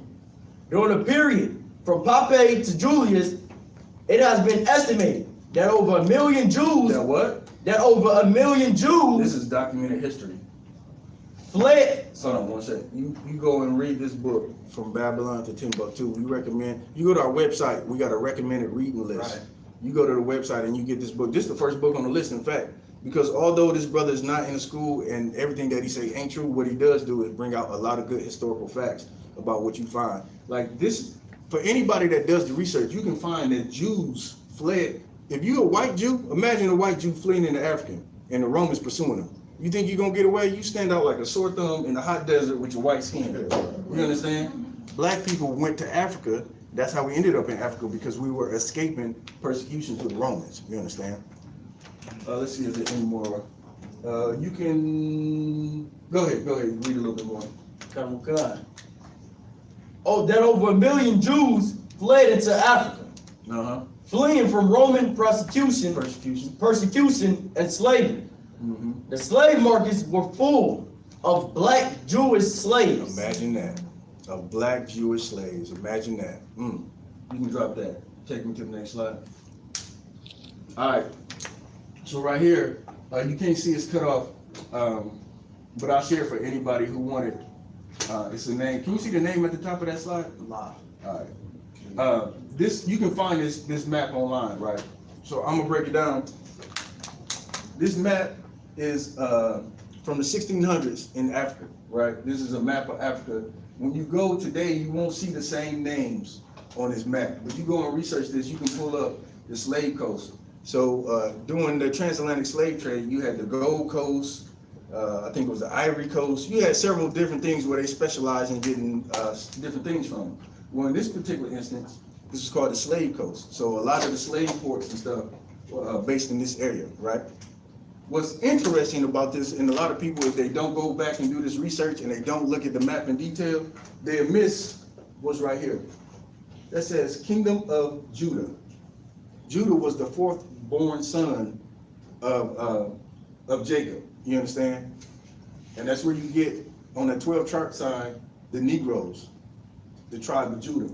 So you go and read the history. As we fled out of Africa, we fought our way to the west coast of Africa, saying you wouldn't stay on the east coast or on the east side of Africa because You coming from Jerusalem, right, which is close, Romans can pursue you, so you go as further as you can go. You on the west coast of Africa, you establish a kingdom, but you still don't keep the law, statutes, and commandments. So although you think you got away, you going into slavery from the slave coast in the kingdom that you established here, that you fought and you thought you was good to go. That's the history of our people. That's how we got into Africa right there. That's why you walking around in 2018 thinking that you're African. Right there. That's proof right there. All right, take me to the next one. All right, so this is where it get meaty. This is usually where we read this, people get, you know what I'm saying, blown away by this. All right, so the Deuteronomy in chapter 28 is all about the blessings and the curses that the Most High promised. Like again, he established that covenant with us. He said if we didn't keep these laws and commandments, there's gonna be trouble. But if we did, we was gonna be above all nations. We read several scriptures that said that, right? So let's get into it. We're gonna only read a few of them. So let's get Deuteronomy 28. Let's just get give me 28 and 1. God. Deuteronomy chapter 28 and verse 1. And it shall come to pass, if thou shalt hearken diligently unto the voice of the Lord thy God. And we shall what? Hearken diligently unto the voice of the Lord thy God. Don't follow these other nations' customs. Don't celebrate Christmas, which the root of Christmas has ties back all the way to ancient Babylon. Don't celebrate Valentine's Day. Don't steal from your brother. Don't sleep with your brother's woman. If you hearken to the Lord diligently, go ahead.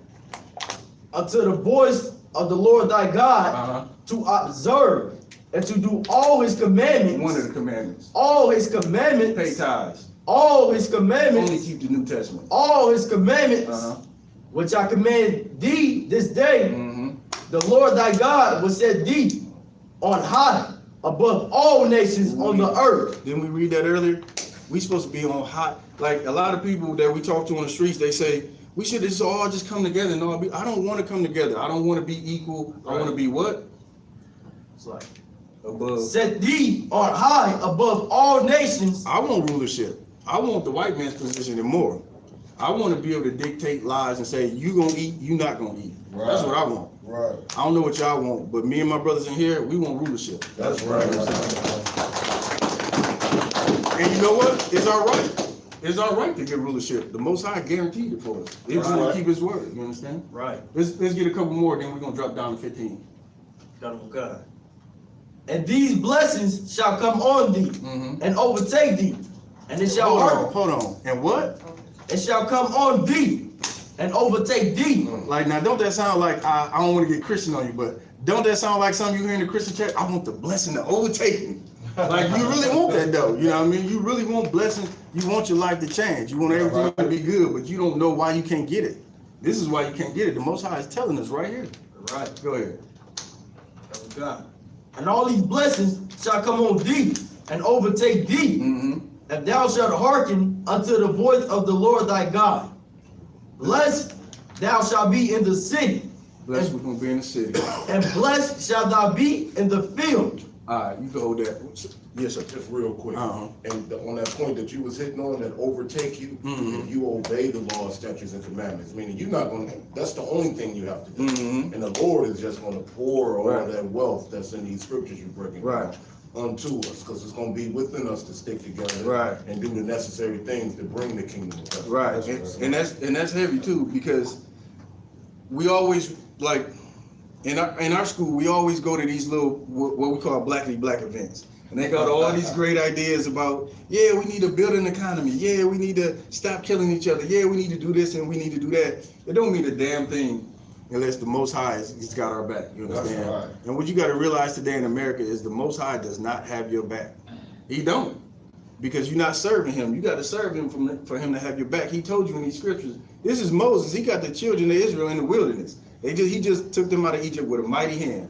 Imagine the wonders that they seen coming out of Egypt. Can you imagine seeing a damn sea split in two and walking across dry land to where their sandals didn't get wet? That's what the Most High did for the children of Israel. And he told them, Moses, like, all right, you keep all these laws, statutes, and commandments, you're going to be blessed in the city. You're going to be blessed in the field. You're going to be above all nations. You're going to be the head, not the tail. You're going to have all these wonderful things that happen to you. Let's drop down to 15. Deuteronomy chapter 28 and verse 15. Uh-huh.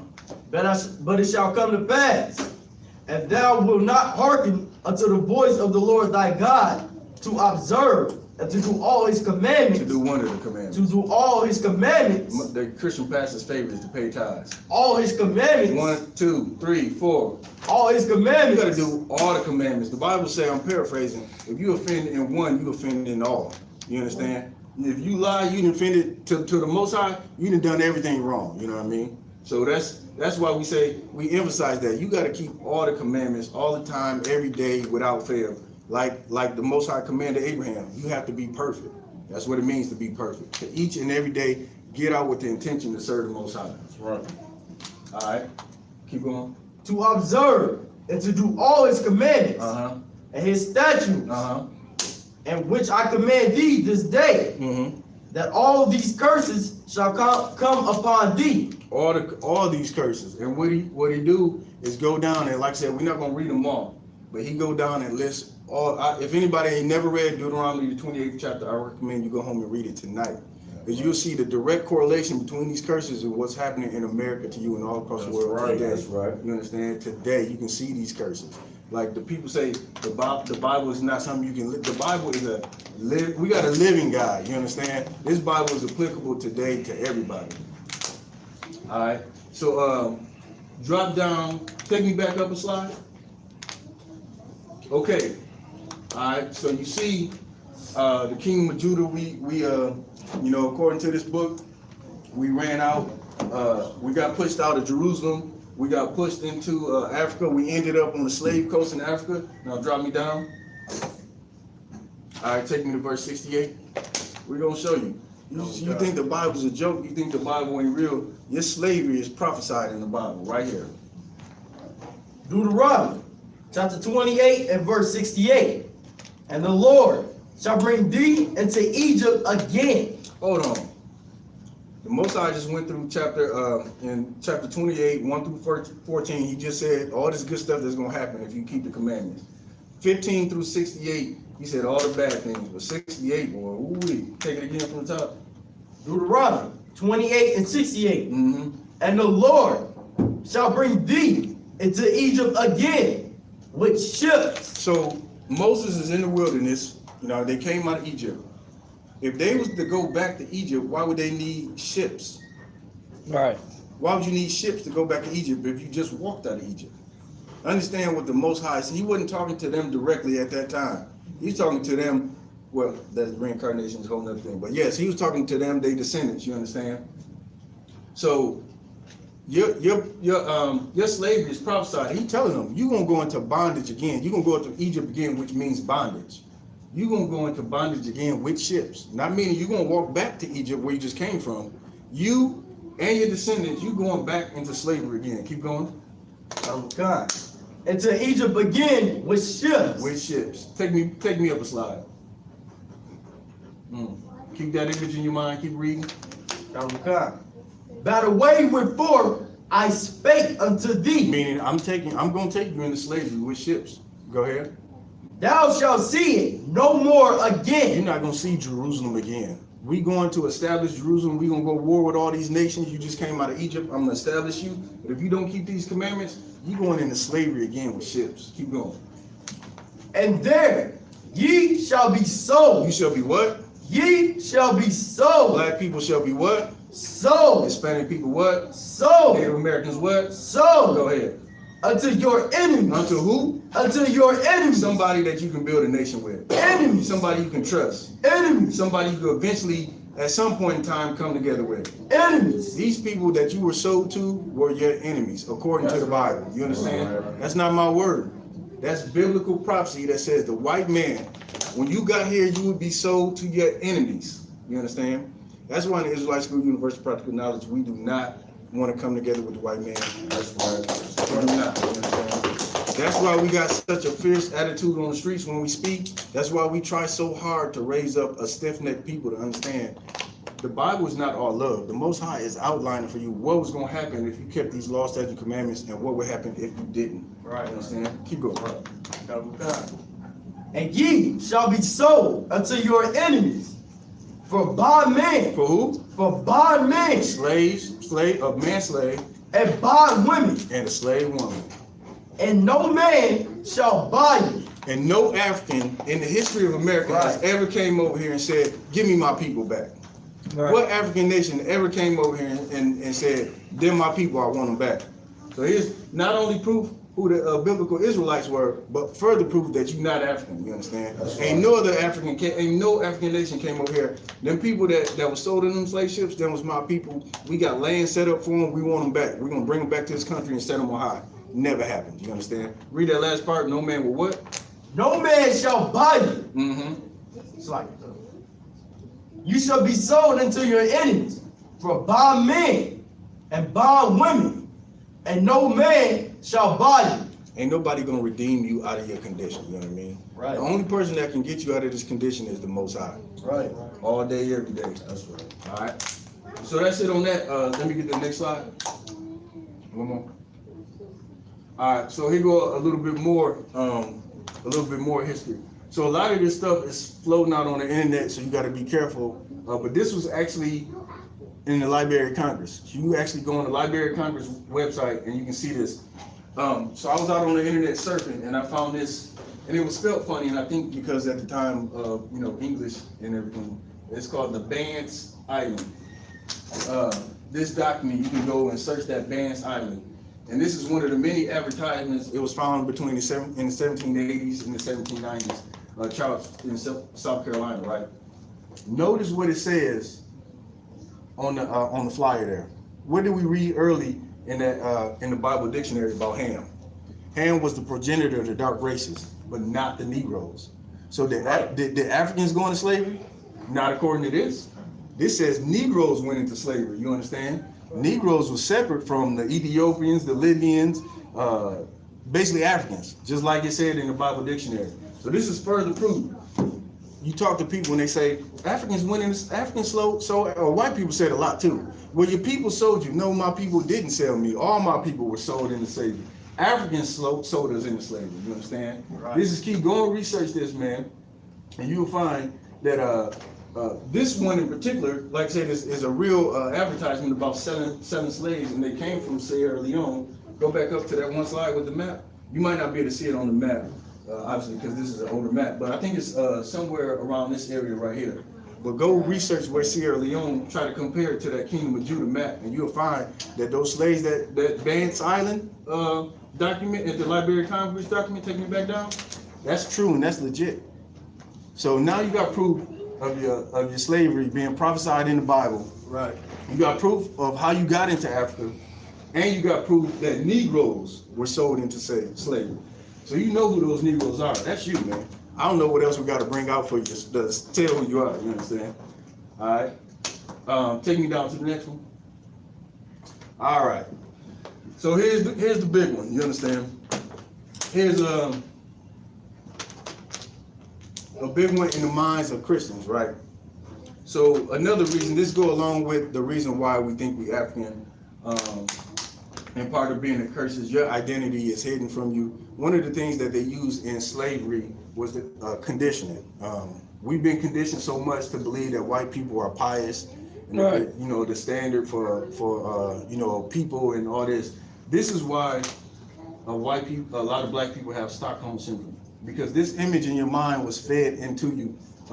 This was force fed down your throat. So every time that you see a white person, you think that they're, related somehow to Jesus Christ. Well, let's get Daniel 10:5-6. Matter of fact, let's go down this first. This popular image that you see here, the one on the right of Christ was actually modeled after the one on the left. I think you pronounce it actually Jezreel, but we always say Caesar Borgia. He was the second son of Pope Alexander VI of Rome. This guy, you go and do some they wrote several books about him. He was a foul, disgusting homosexual. He was also incestuous. He had a sexual relationship with his sister. It was also thought, I don't think they ever got proof, but he murdered his brother. Just a horrible individual. And so you can read about this, how they took this image in the life of Caesar Borgia. That's an actual book. You can look it up on Amazon. You can see how this image was portrayed. And so his homosexual lover painted that image of him in that image of Christ in the likeness of him. But we're gonna get you the proof of what Christ actually looked like. You understand? Let's get Daniel 10:5-6.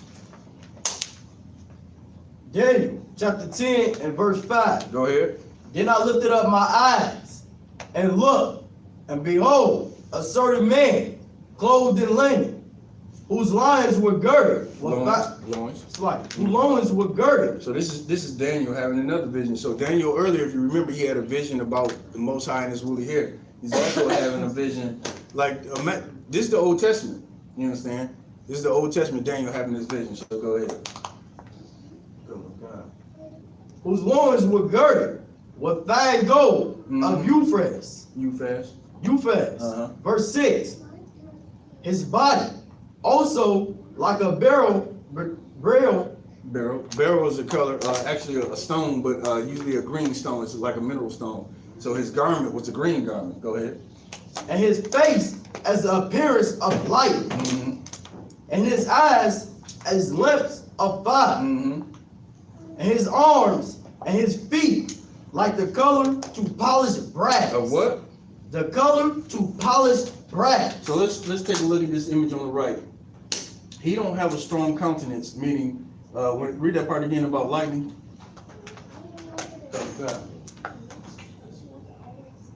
And appearance and his face as the appearance of light. Meaning he had a strong countenance. You understand? This homosexual, which he's rightfully so. You hear us on the street corner say, this homosexual, we'll hold up a little sign and say this homosexual right here. Rightfully so, he was a homosexual. He doesn't look strong, he doesn't have the appearance of lightning on his face, he doesn't have a strong countenance. If you go read the Bible, people have a misconception about Christ. They think Christ was all love and kisses and holding lambs that you see in paintings. The Bible says Christ was an austere man, you understand? Right. Christ was an austere man. And not only that, Christ is prophesied to come back and cut people's head off. Right. Go sleep on that. You understand? All right, go ahead. Oh God. And his eyes as lamps of fire. They portrayed him with blue eyes. Christ is like a lot of black men. I get allergies, my eyes get red around here. But look at this devil. He don't look like anything about that described. Go ahead. Oh God. And his arms and his feet like the color to polished brass. Oh, there go that brass again. You talking about a dark brown complexion. Drop that. Let me get Revelations 1:13. Oh God.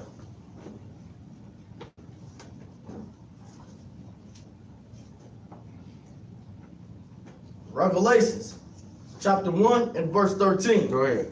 And in the midst of the 7 candlesticks. This is John the Revelator. He's having a revelation. He's about to tell you about seeing Christ, but he's revealing what he's about to see. Go ahead. And in the midst of the 7 candlesticks. So he's visioning 7 candlesticks, right? Go ahead. One like unto the Son of Man. In the middle is one like to the Son of Man. A lot of times in the scriptures you hear Christ referred to as the Son of Man. Go ahead. Clothed with a garment down to the foot. You see these hardcore killers in here on the street corner yelling, sometimes we got on them garments if it ain't too hot. That's from the Bible. Everything we do is from the Bible. We got garments, we wear them down to the foot. It's called warlike apparel, and they wear it all throughout the Bible. Go ahead. And girded about the paps. He had on the girdle. With a golden girdle. A golden belt. His head and his hairs. The hairs on his head and the hairs on his face were white like wool. They were white as the color and wool as the texture. Same. The scriptures say, Christ, if you've seen me, you've seen the Father. The Father had woolly hair. Christ had woolly hair. Go ahead. As white as snow. And his eyes were as a flame of fire. And his feet like unto fine brass. This image right here, this popular image that damn near every grandma got in their house. Right. This has been force-fed down your throat by white people. This is another reason why you've been conditioned. You understand? Conditioned to think that you're African, conditioned to think that you should love everybody and love. It's a whole Christian mentality that they pass to you. And it's because of this image that you can't move past that. You can't come together with your people. You can't follow what we're saying because you see us when you don't understand that growing a beard is biblical. A man is supposed to look manly. If you can grow a beard, you understand? You're supposed to put on your warlike apparel. You're not supposed to walk around in skinny jeans. You know what I mean? Right. That's one, the Bible says you can't wear woman attire. Skinny jeans, those are pants for women, you understand? Like, a man's supposed to walk around looking hard and austere.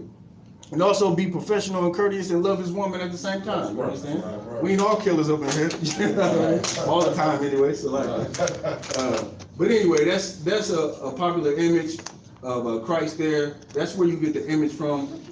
There's the biblical proof. You can't escape that. Right. You've been conceived, you've been deceived about what Christ actually looked like, and there's many other things in the Bible that we could break out for you. Oh, go ahead. Verse 15, and his feet like unto fine brass, as if they burn, and they furnace. Oh, how did I miss that? Not only was his feet brown like a penny, but he was so dark it looked like his feet burned in the front. Christ was chocolate, you understand? Right. Christ was a dark skinned brother. That's it on that? All right, next slide. All right, so at this point, I had a short break. If anybody want to go out and grab something, I'm gonna finish up. We only got a little bit left. The last part is gonna be the laws. We're gonna wrap it up, but maybe just take me, say about 5 minutes, 5-10 minutes, use the restroom, what have you. Nice.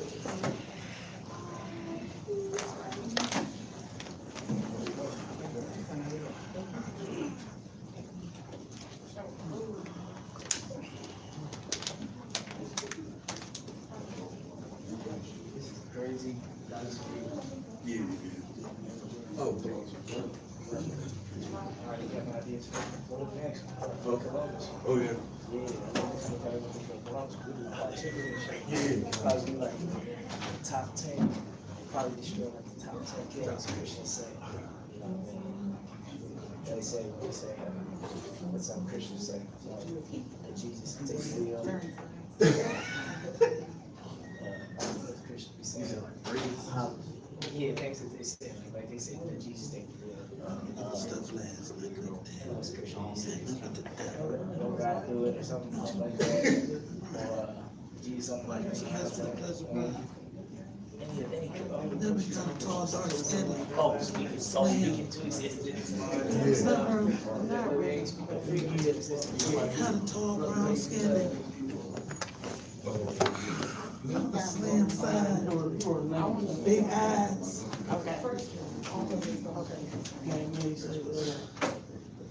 Calling him the vampire eye. You know, right? Okay. You just take the cash. Send it to the school. That's your name. Shit, I should probably. You want me to? You just take the money and then you take it off your card and pay time. You just take cash. That's too. You know what the information was that you said it.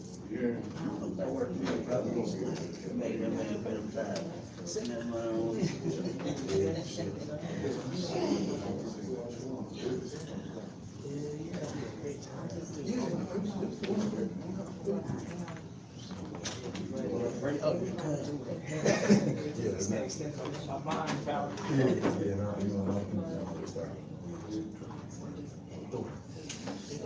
School, yeah. Kind of tired after one. I don't know. I'm gonna ask him what this over with. I believe that's what all this is supposed to be about. Them opening up the school. Because I can only follow them online. Because they ain't got no school here.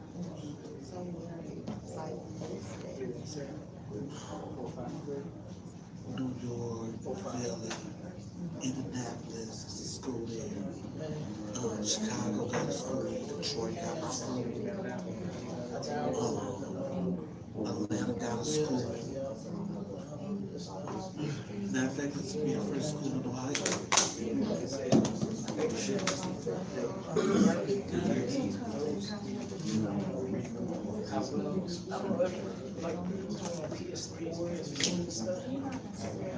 This is exciting. older style CDs and stuff. I need to hurry up because I can start going to class.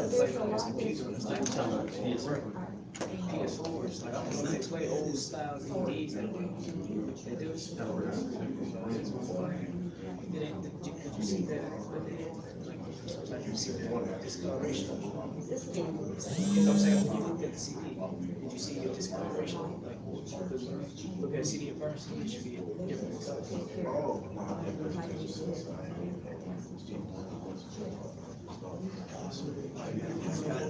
Take that paper.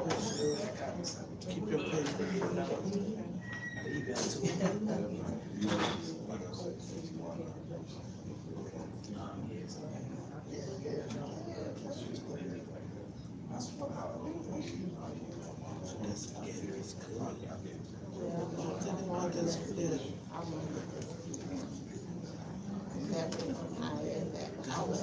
And I was laughing at you yesterday. It was just the way Janiyah said it.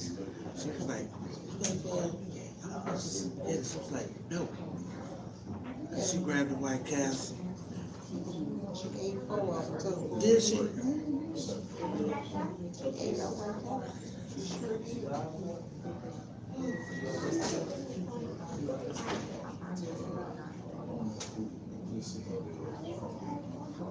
That was good. I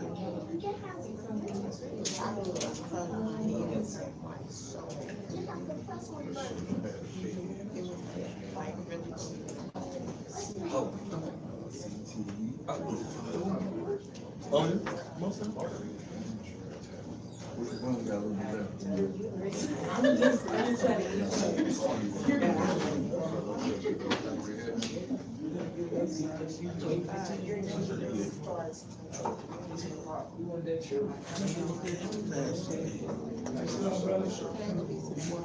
Thank you, cousin A.L.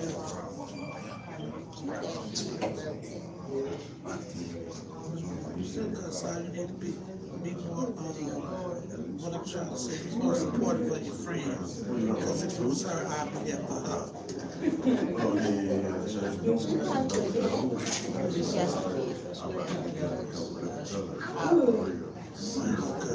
You gotta look at the big picture, John. She got little kids.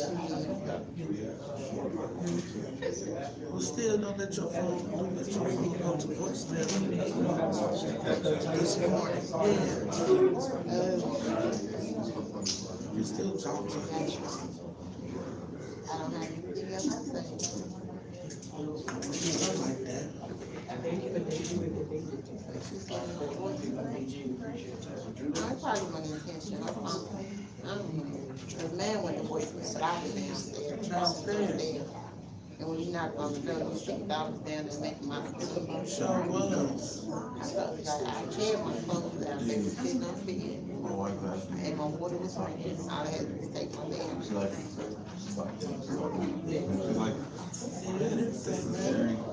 Sharing your thing, and then you like it. It's totally emotion.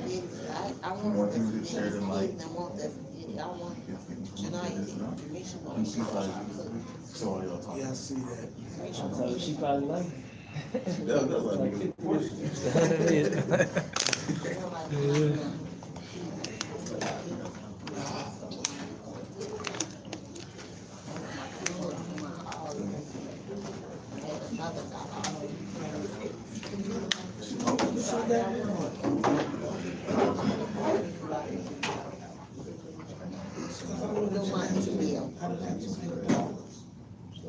That's like I use my email. You get the app.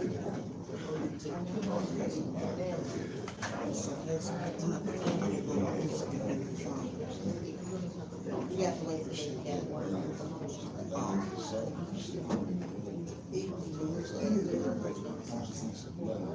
It's like $40.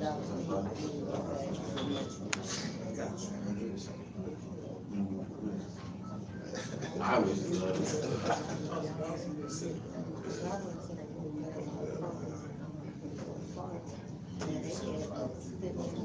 yeah, money to that. She just one, I wanted to. She already down to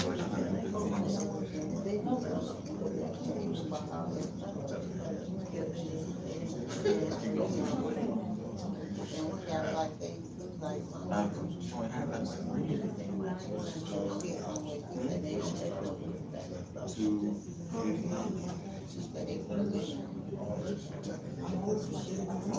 Good portion of what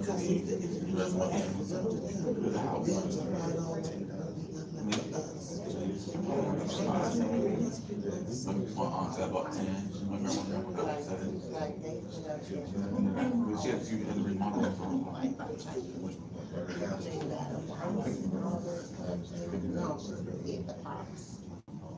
That's it. It's 30, 40.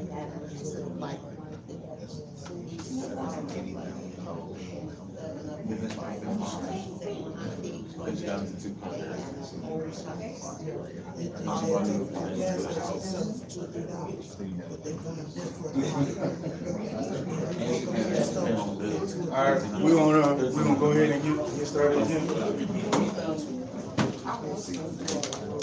I'll give everybody a second. Get in your seat.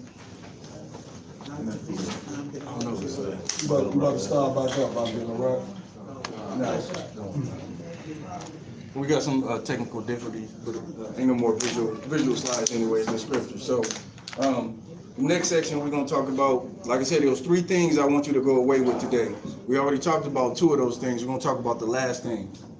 We talked about how important keeping the laws are, right? So we're gonna go through some scriptures that prove to you how important it is to keep the law and why we should be keeping the law.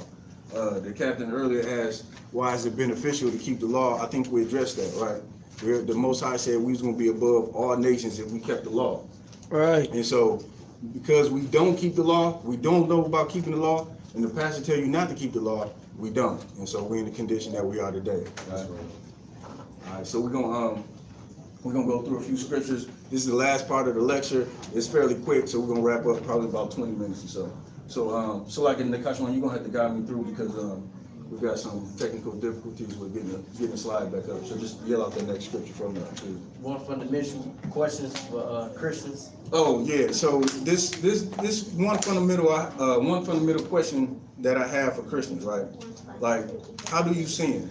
Like a Christian would say, I don't keep the law, but then they'll say, yeah, they'll talk about sin.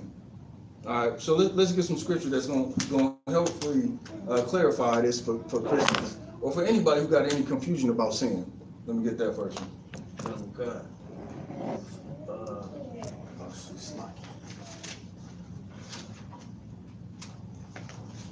Why you doing that? I'm going to see if I can get this back up. I don't know what happened to it.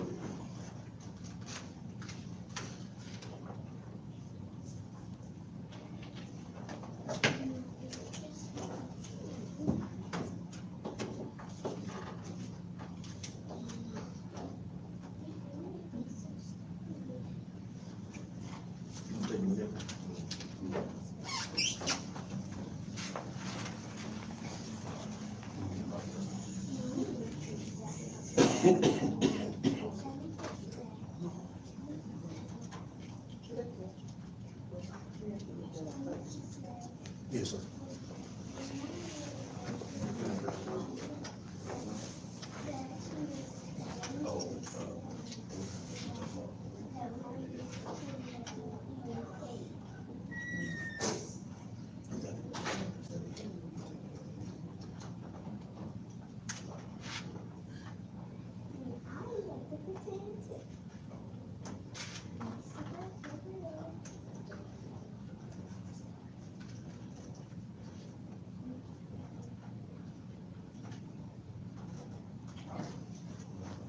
We'll rock with it.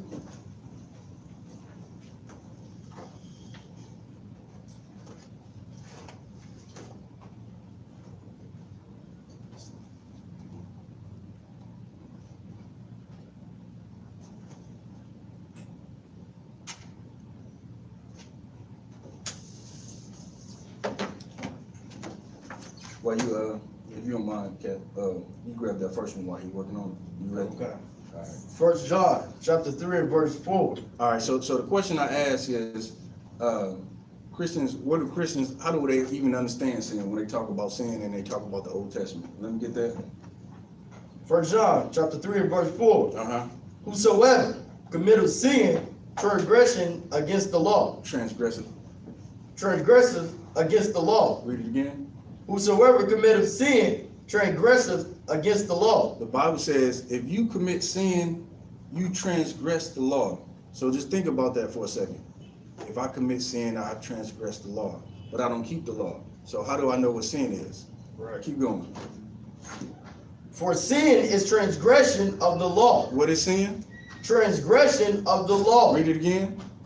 For Whosoever. sin. For sin. I was like, for sin is transgression of the law. So Christians got to come to the term. They got to come to the understanding that when you sin, you transgress the law. Without the Old Testament, without the law, you wouldn't even know what sin is. You wouldn't even know. You wouldn't even understand the whole concept of sin. Read it again one more time. From the top, Bible shot. 1 John chapter 3 and verse 4. Go ahead. Whosoever committeth sin transgresseth also the law. You transgress the law when you commit a sin. Ain't no way around getting from the Old Testament. Go ahead, sis. I know that was going to bring out questions. Well, what does transgress mean? Transgress means to when you transgress the law, you basically don't do the law. Right? A transgression is like a what's the word I'm looking for? Breaking.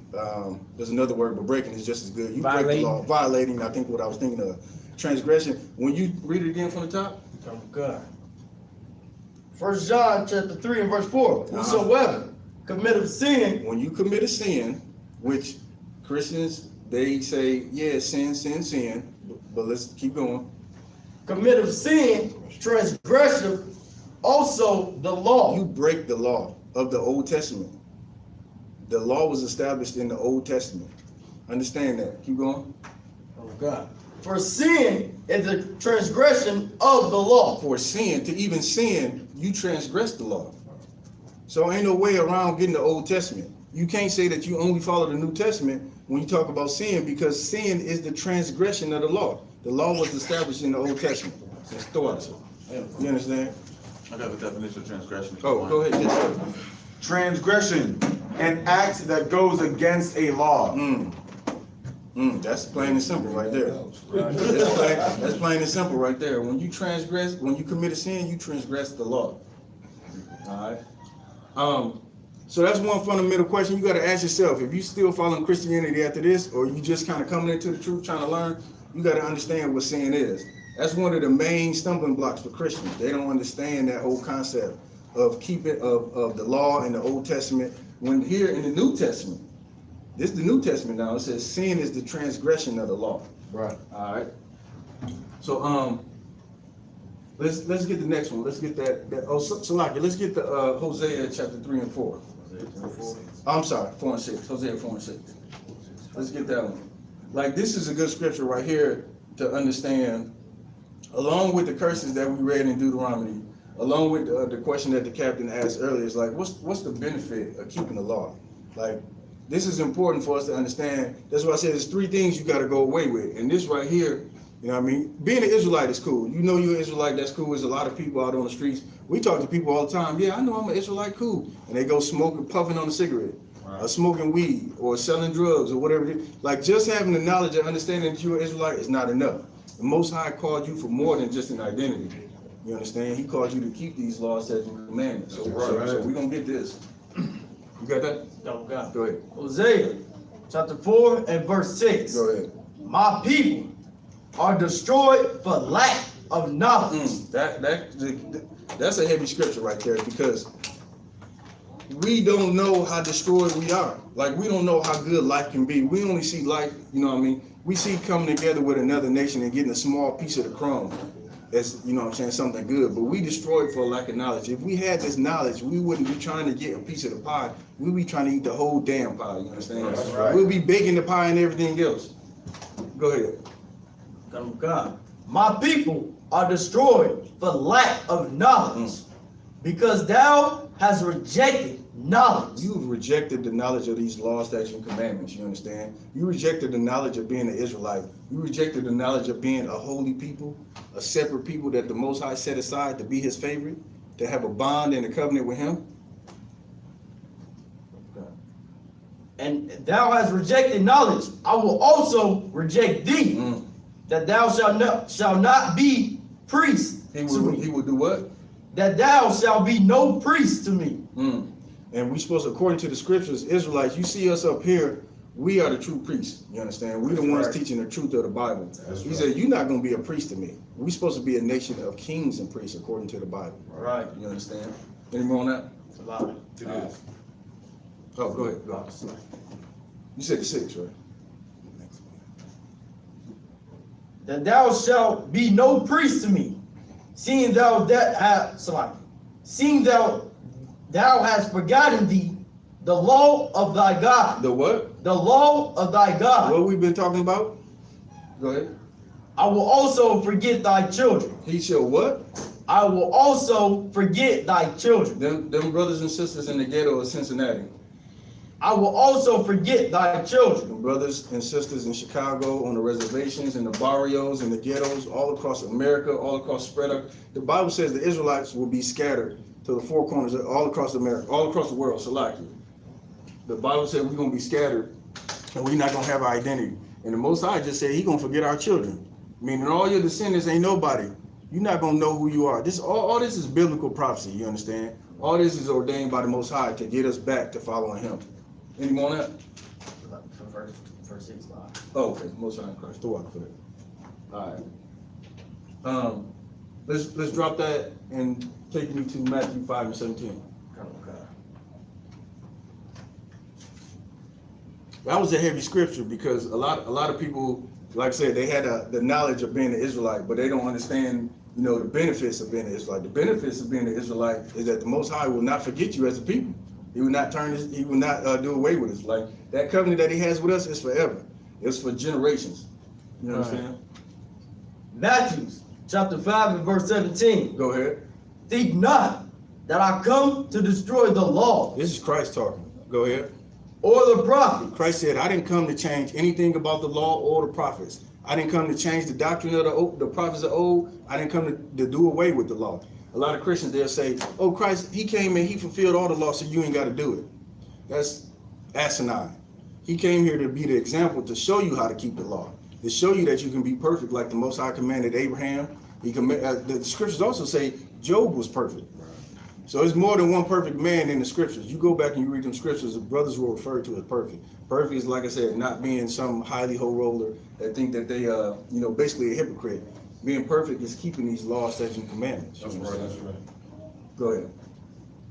I am not come to destroy, but to fulfill. He came to fulfill, and this is what hangs Christians up. He come to fulfill in the sense that He's going to show you how to live. You gotta think back to how Israelites lived during biblical times.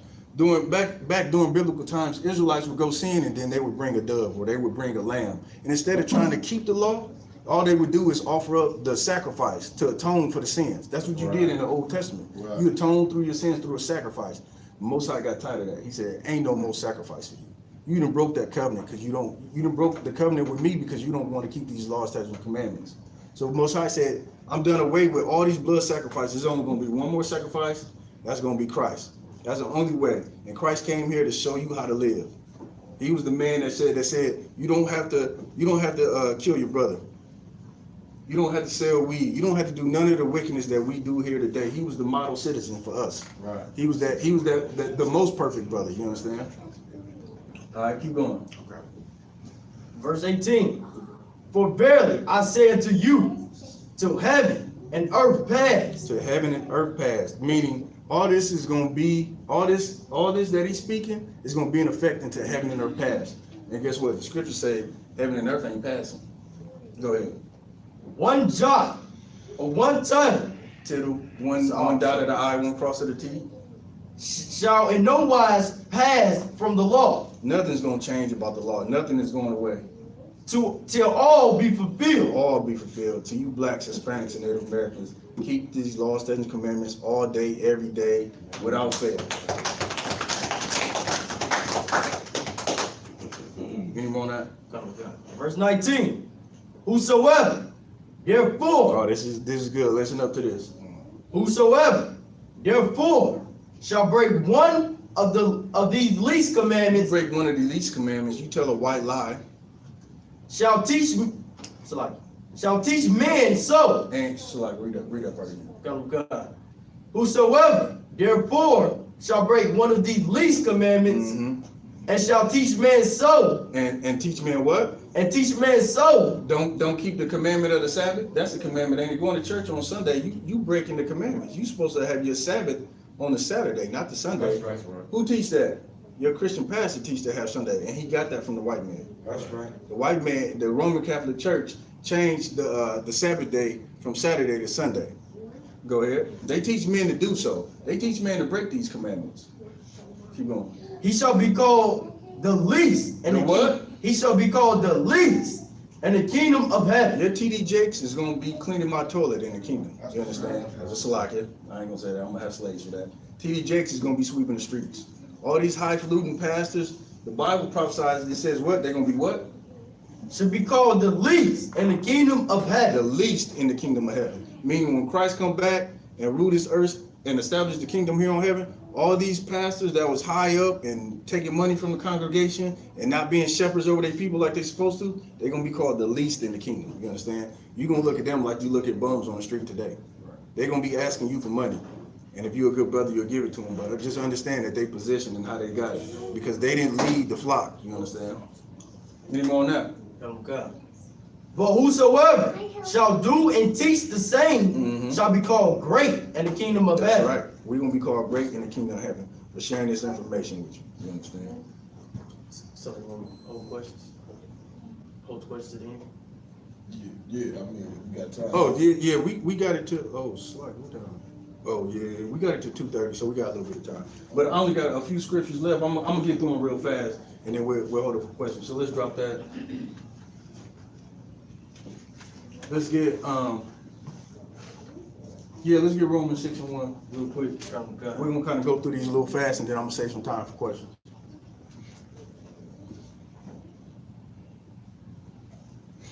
Romans chapter 6 and verse 1. Go ahead. What shall we say then?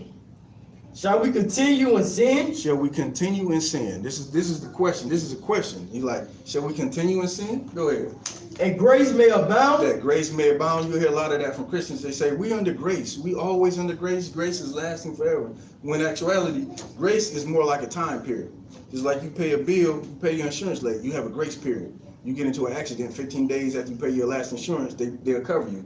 Maybe, the white man. But that's what a grace period is. You are under a grace period. You don't have grace forever. You can't just go on sinning. That's why Paul is bringing this out. Keep going. God forbid. God forbid, meaning no. We're not going to continue to sin because we're under grace. You're going to get your act together and you're going to stop sinning. That's the whole point of it. That's right. All right, drop that. Let's go to 6 and 15.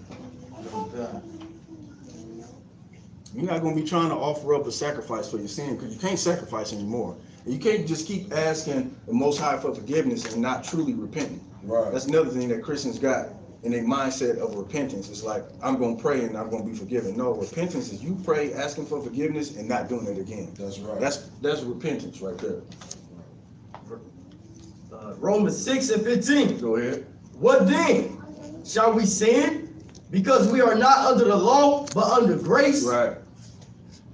God forbid. God forbid. Same thing that he said in 6 and 1, he's saying again in 6 and 15. You can't continue in a life of sin, asking for forgiveness and not changing your life. That's the whole point. The Christian church has established a mindset with the people that you can come to church and you can keep being a homosexual in the choir shaking the tambourine.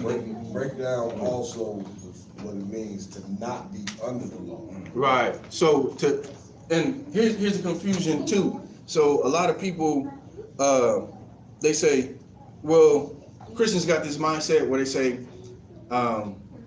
you're not keeping all the laws, and you can't keep all the laws. Think of the law as the police. When you see the police, you say, the law coming. And what do the police do? The law brings the punishment.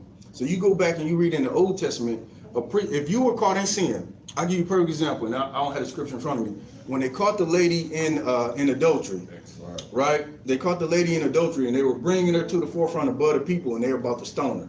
And Christ said, I'm paraphrasing, ye without sin cast the first stone, right? Like in biblical times, you would get put to death by a priest for sinning. That was the law.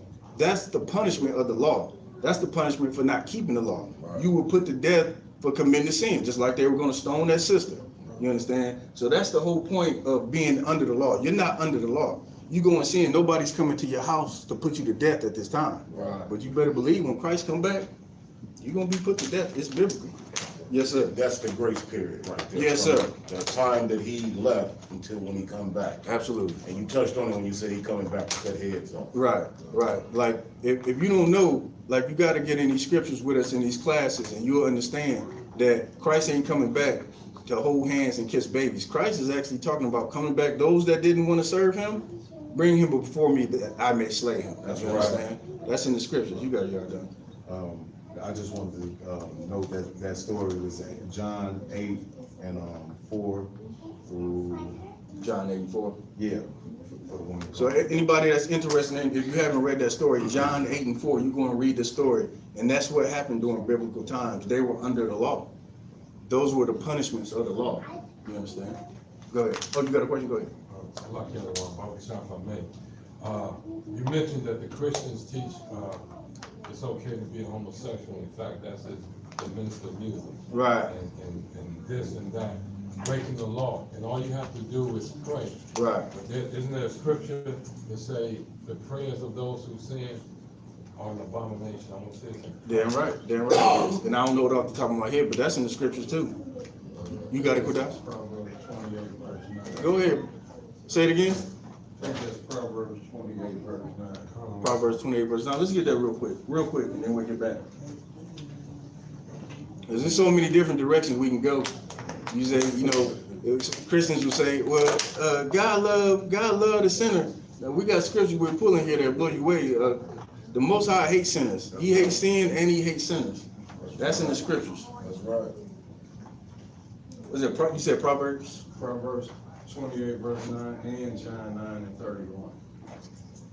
That Proverbs. Yeah, let me get that.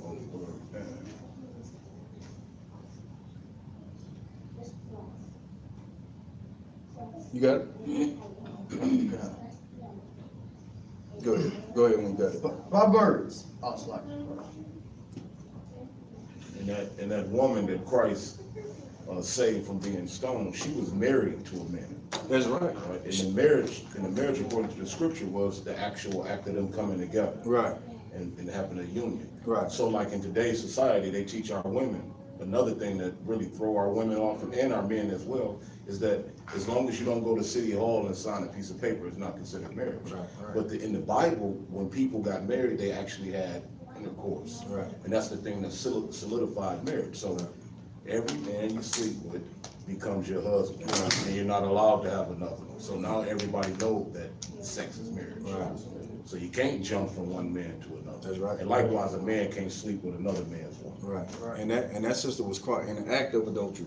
You understand? And that's why she was going to be stoned, because she was actually married. And even in the white man's, even though he requires a piece of paper, if you got to consummate the marriage in today's society as well. That's the actual marriage. Right. You having that piece of paper is just a formality with the white man's set up in his nation, more like a legal contract to say if something goes wrong, this is what happened and this was happening. But sex is what consummates a marriage. Right. All day, every day. You got it? Go Go ahead. Proverbs 28 and 9.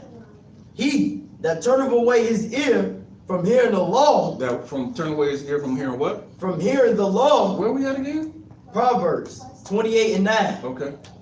He that turneth away his ear from hearing the law. If you turn away your ear from hearing the law, meaning you got men out on the street corner, no matter how rough they look, and they telling you the truth about the Bible, if you turn away your ear, what? Turn away your ear from the law. Even his prayer shall be an abomination. Your prayer is an abomination to the Most High. You understand? Right. He don't even hear your prayers. You're not keeping these laws, statutes, and commandments. He don't even hear you. That's right. You praying for a new car. You praying for a new house, that new job, all that stuff. You think you getting it from the Most High? That ain't coming from the Most High. You understand? All right, let's drop that so we can knock out these last few real quick. Let's get that. Let's get love. This is another one that we hear a lot out on the street. Love. Let's get that first John 5 and 3. We hear that a lot on the street. Y'all preaching hate. No, we are preaching love to our people. We're trying to get you to wake up and understand. Like I said it 100 times today. Like all we need as a society, as a people. We got 12 tribes in this nation. We are a nation of strong people. And if we serve the Most High, ain't no other nation that can come up against us. And it's not because we so great. It's because the Most High is going to have our back. That's right. Like he had our back during biblical times. You understand? That's right.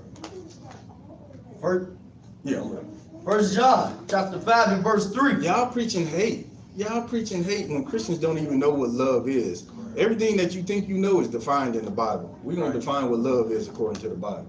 Go ahead. For this is the love of God. This is what? This is the love of God. This is what? The love of God. What book we in? Old Testament and New Testament? It's 1 John chapter 5 and verse 3. We're in the New Testament. This is the love of God. Go ahead.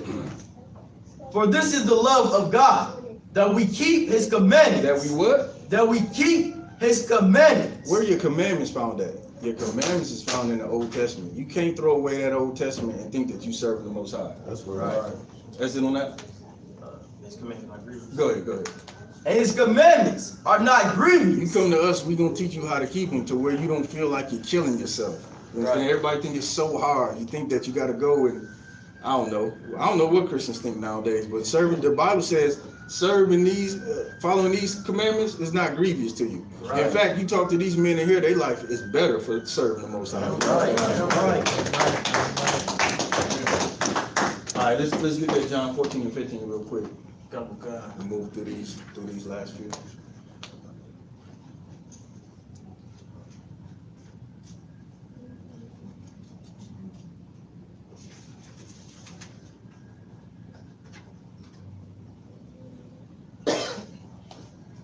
You got it? God. Go ahead. John chapter 14 and verse 15. If ye love me, If you what? if ye love The me, Most High. He's saying, if you love me, what? keep my You commandments. what? Keep my commandments. We in Old Testament and New Testament, Nakash. This is John chapter 14 and verse Because 5. again, you can't escape this. If you follow Christianity, you cannot escape it. He's telling you in the New Testament now. You think you're getting away from the Old Testament. He's telling you in the New Testament, you got to keep my commandments. Your commandments again is in the Old Testament. You can't escape the Old Testament. Any Christians out there watching this video, you need to follow the law, statutes, and commandments. It's in the New Testament all day, every day. That's right. That's right. All right, drop that. Let's get 1 John 2 and 3. We're gonna get 1 John 2 and 3. We got one more, and then we're gonna wrap it up. Actually, we might not even need to do that last one because we already talked about your pastor collecting tithes. He collecting tithes, which is a commandment from the Old Testament, and he telling you he don't follow the Old Testament. That's contradictory right there. You understand? You need to go back in the church and ask your pastor. And then if you got any questions, call back. Go on ISUPK.com. If you got any questions, call the nearest school to you. And he said, well, he said this. He said, well, tithes is corn. Okay, well, if tithes is corn, then you take him some corn and see how happy he is with you. Let's do it that way. He gonna say, well, what happened to the money? You say tithes is corn. He gonna say, well, sister, he gonna start shuffling. He gonna start tap dancing. He gonna do something to make you bring them dollars back in there. You understand? Right. Because he can't get around that tithes is a commandment. Right. You know what I mean? He can't get around it. Let's get that last one. This is the last scripture. Then we're gonna do some questions before we get out of here. 1 John chapter 2 and verse 3. Go ahead. And hereby we do know that we know him. Hold on. This that scripture. Oh, Christians love this. Oh, the Lord, he know my heart. I know the Lord. I got a personal relationship with Jesus. Don't you hear that a lot from Christians? We hear it a lot. We hear it all day, every day. Keep going. That we do know him. This how you know him. Go ahead. If we keep his commandments. Oh, wow. Where we at? Old Testament, New Testament. 1 John chapter 2 we and in the verse New 3. Testament, Christians. We in the New Testament. How we know him? Read it again from the top. And hereby we do know that we know him if we keep his commandments. If you say you know the Lord, the only way he's saying the only way you know me is if you keep my commandments. That's right. Keep going. He that saith, I know him, and keepeth not his commandments. I know the Lord. And keepeth not his commandments is a liar. You are a liar according to the scriptures. You understand that? If you don't keep the Sabbath on Saturday, you are a liar. If you if you celebrate Valentine's Day, Christmas, any of that stuff, any of the heathen customs, you are a liar. You understand? Anything you do not according to these scriptures, anything that you do that ain't according to these scriptures, you are a liar. That's in the Bible. That's in the New Testament. You can't run from it. Not a Christian on the planet Earth can get around that scripture. Right. That's it. So, Yeah, we don't need to get the next one. That's it on that. So that's that. Oh, next slide. Yep, that's it on that. So with that, that's the end of the formal presentation. I'm gonna open it up for questions. Obviously, you got something to cover? I was going to say a question. Okay. I just have one question about your conclusion. Yes, sir. When you said one of the popular things that I hear all the time is, well, God know my heart. I'm a good person. Right. You know, I feed people, I clothe my family, I work every day, I don't run through the red lights. Right. Is there anything in the Bible that kind of clears that up about the Lord searching a person's heart and basing his judgment on that person on what they believe is a good, like a good person in the earth? You got me, but it escaped me, Cap, so you're going to have to help me. Okay, it's, I forget, Kodash Bar, where is that scripture about the heart?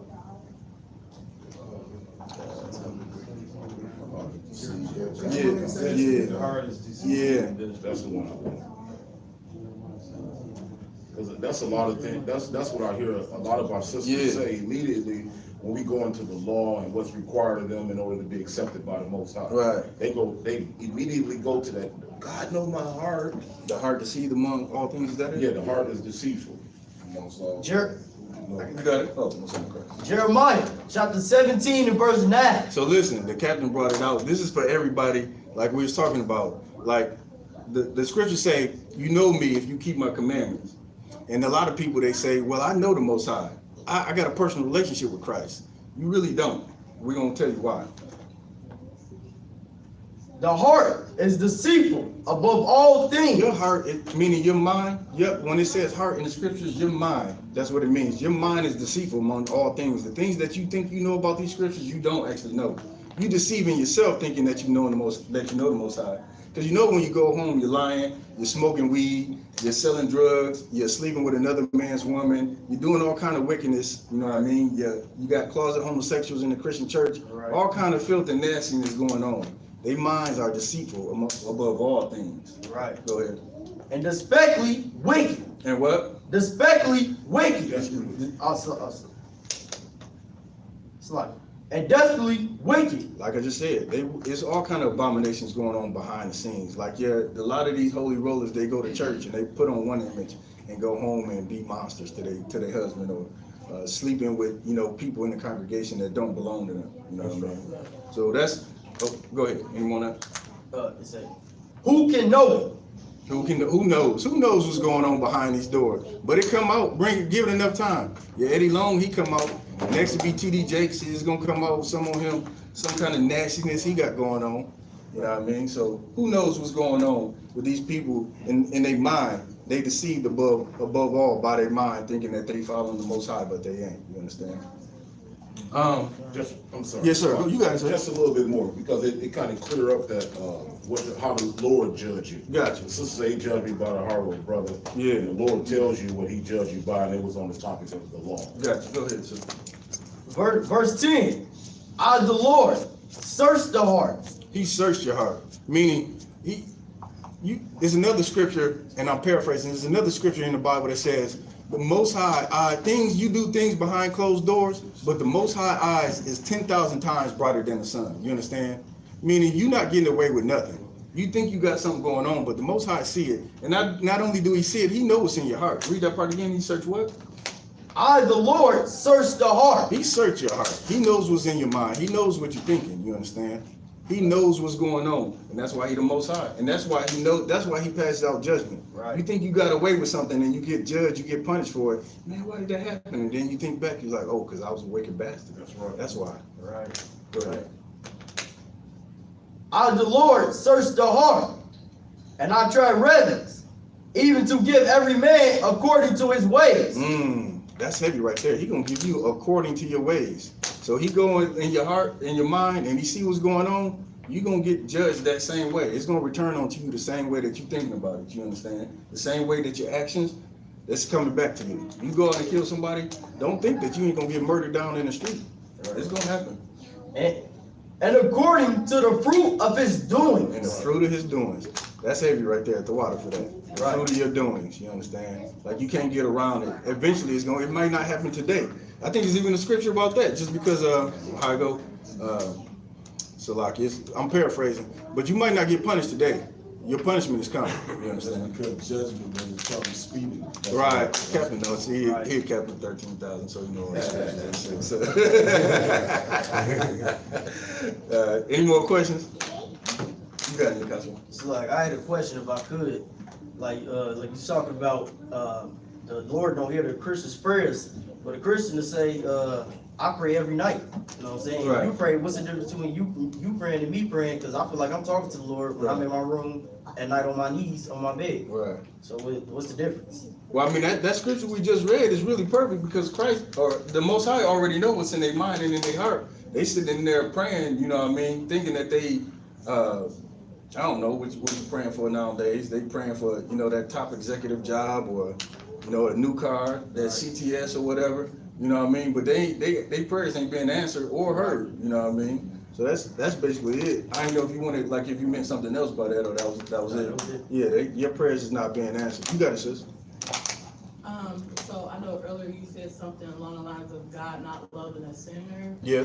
So what exactly does the scripture mean when it says Jesus is married to the backslider? And what is a backslider?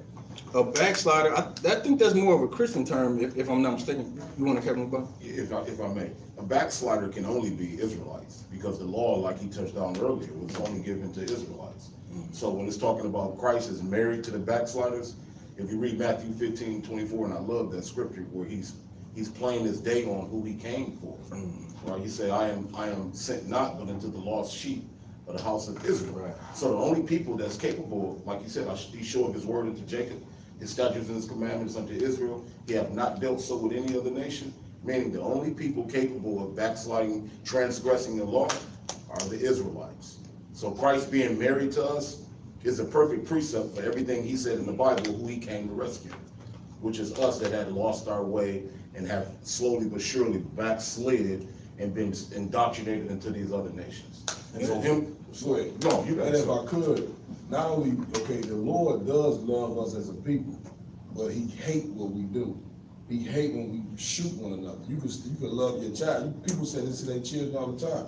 I hate when you do that. That don't mean you don't love your child, but you hate what your child is doing. If you look at the condition and what we doing as black people, even though the Lord loves us because he chose us, he hate us selling crack to one another.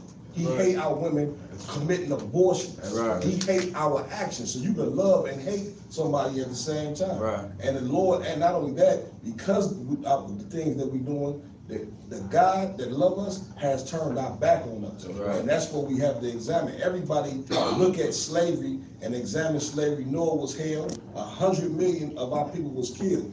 What you have to examine and ask yourself is, if God is all love, why in the hell did 100 million of us die on slave ships and get thrown over the water being eaten by a shark? Right. Now think about that. Think about people was thrown over the boats eaten alive by a shark. Right. A lot of you sisters are scared of a damn kitten. Now imagine being in the damn water, drowning, being chased by a great white shark. Right. Now why would the Lord put us through that if he was all about love? Right. So that's all I wanted to put on that. In the marriage part, meaning like made it, like Christ has made it to the, like Christ had to die in order for us to have that opportunity to come back to the Most High. That was that major sacrifice. The brother walking around waking the dead, healing the sick, you know what I mean? And he only came for the Israelites. So that's the marriage part right there in that scripture. And if I can add on to that real quick, a lot of the scriptures refer to Israel as his bride. You'll see that throughout the scriptures. Christ will refer to us, his people, meaning the 12 tribes, as his bride. And that's just analogy that he uses throughout the scriptures. That goes along with that backside. And if I could, I'm not attacking anybody. We just very passionate about teaching, and we very passionate about waking our people up. So that wasn't an attack for anybody. Right, You know what I'm saying? This what we doing, and this lecture, what the brother doing, this is about love. That's right. Sometimes love don't sound nice. Right. You love your child, you spank your child to correct your child, and that's what the Lord is doing with us as a people. I got loved a few times when I was growing up, so by somebody in this room, but I ain't gonna say no names. Let me get the brother right here for that. Yeah, so my thing is I'm trying to understand if Paul was sent to take the gospel to the Gentiles, and Jesus said, I only come for the, the house of Israel, for the lost sheep of Israel. And then the lady that wasn't a part of Israel, she saw him when she came to him, she said, even the dogs will take the crumb from the master's table. 15:24, yeah. And my understanding is that Jesus saw her faith and her belief as, acceptable for her to get the Spirit of God, for her to get the blessings of God because of her faith and her belief. You see what I'm saying? Yeah. And then considering Paul sending the gospel to the Gentiles, yeah. How is that validating, that only Israel gets the blessing? You see what I'm saying? Yeah, let's address the Matthew thing, and the Matthew thing, honestly, is tough for a lot of people who ain't in the school to understand. The Matthew thing is hardcore. So in Matthew 15:24, the captain brought it out earlier. There's a woman at the well, a white woman at the well, right? She comes to the well. The disciples said, "Send her away." And you think you read that when you coming into the truth, or you still like it, following Christianity, you're like, why the disciples sending somebody away? Why would they do that? They're supposed to be leading everybody, right? So that's your first question if you're reading it. And then when they ask Christ to send her away, they're like, all right, so Christ got it. And so she asked him, I think her daughter was vexed with a demon, right? Her daughter's vexed with a demon, and she says, please, my Lord. And Christ is like, the bread is only for the children of Israel. You understand? Only for the children of Israel. And then she was like, well, even sometimes the dogs eat off the crumbs of the master's table. And what she was doing at that point was recognizing her position amongst Christ, who she knew was a powerful brother, she knew he was the Savior, even though she believed. John 4:22 says, ye know not what you worship. She don't know what she was worshiping, right? She worshiping Christ, but Christ wasn't sent here for her. He told her out his own mouth. So what was special about, I ain't gonna say special, what was the reason she received the blessing is because she recognized, and it wasn't like she received some great blessing. Her daughter was just healed. The demon was taken off of her, and that was it. It's like a bum on the streets to you. You know what I mean? You dropping $1 in his bucket. You know what I mean? Somebody on the street, like you doing something for them out of the kindness, out of your heart. Well, meaning you might have some kids back at the crib that you actually got to buy food for. You know what I mean? But a little crumb ain't gonna cost you nothing. That's what it was to Christ. It didn't cost him nothing to get that to bless that little girl. You know what I mean? When she was sick, she recognized her position. Like even she called her own self a dog. She's like, even the dogs eat off the crumbs of the master's table. You understand? And it's tough for people to get with a Christian mindset. Not saying that you got one, but for people to really understand that Christ was an austere man. You find that in the scriptures. Christ was a hardcore brother. He said, okay, you recognize you're a dog, it's done. Right. You know what I'm saying? Go away and your daughter is healed. And that's hardcore. It's just a tough thing to understand because you don't think of Christ in that image. But that's what he recognized when he saw that devil. Right. Yes, sir. If I could add on to what you're saying, that a crumb don't mean that she gonna be sitting, the white people is gonna be sitting in the kingdom of heaven with us. The white man right now is in rulership. This is his kingdom. America is the most richest, powerful country in the world. And even though with that being said, we on the bottom in every city, the white man gives you crumbs as well. That's right. What's your crumbs? Section 8. Yeah. You understand? What's up? Food stamps. Food stamps. Right. These white people was rich beyond belief. You ain't sitting up in no kingdom with them. Right. You ain't out here in these rich suburbs living like, Vanna White or whoever. You understand? The white man gives us crumbs. So guess what? In the kingdom of niggas, white people gonna get crumbs. Right. And they're gonna get a crumb because they're gonna take place. And that's in the scriptures. Right. It's in the scriptures that they're gonna know they place in the kingdom of black people, right. Hispanics and Native American Indians. Right. So a crumb don't mean, you understand, that they're gonna be blessed like we're gonna be blessed. Right. The white man, he the richest in the world, he gives us trinkets from his kingdom. Right. So it's the same way. And I hope that answers your question. We can deal with the Gentiles as well. Yeah, because I understand a lot of white people come from Esau, but I don't believe that all white people come from Esau because it was it was black people that God was turning white. He was actually cursing them white, like Cain. Right. Miriam was Moses' sister, you know what I'm saying? The king, he had leprosy. You know, what was Elijah? He told him to dip into, you know, dip into the river 7 times, you know. Right. And it was cured, and he put the leprosy on the serpent, he went and took the gold.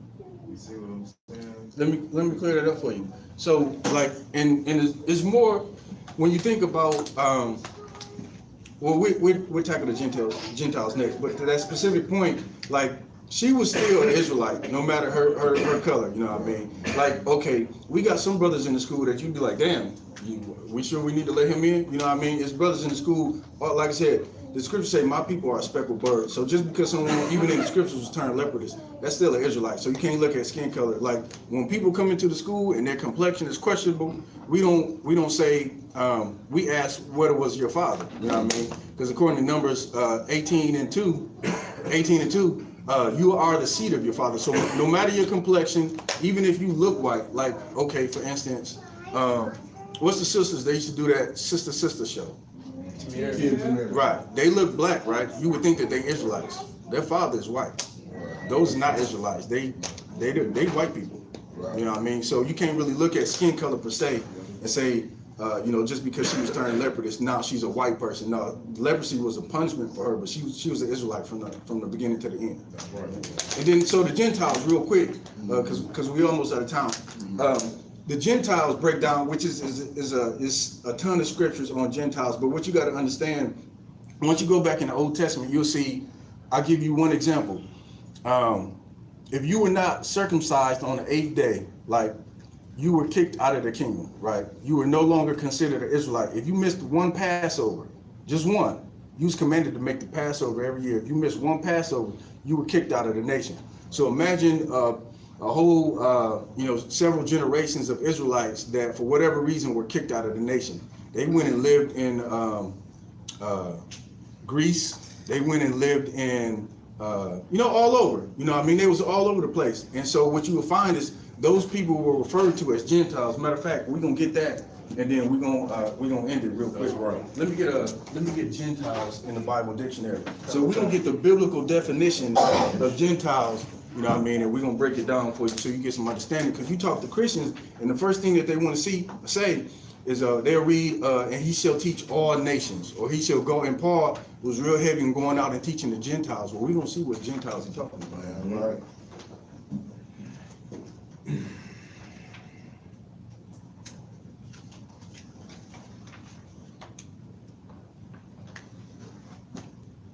Got it?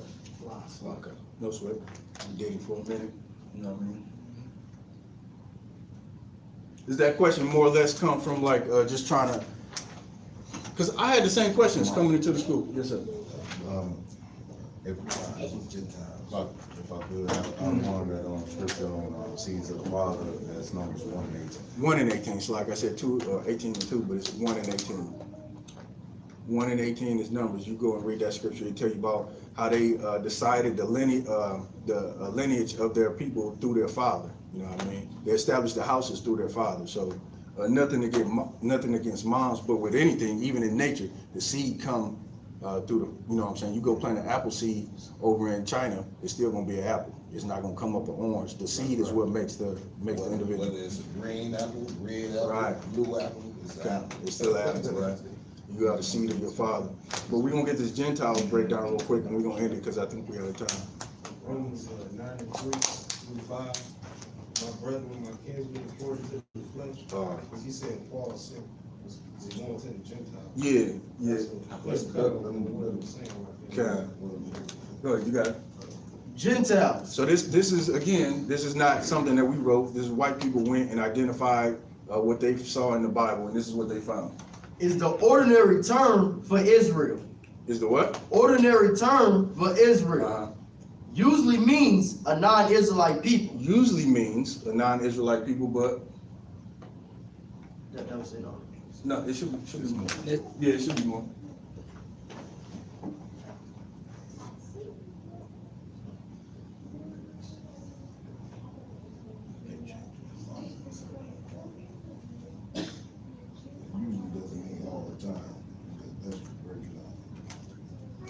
I was trying to get them to read it.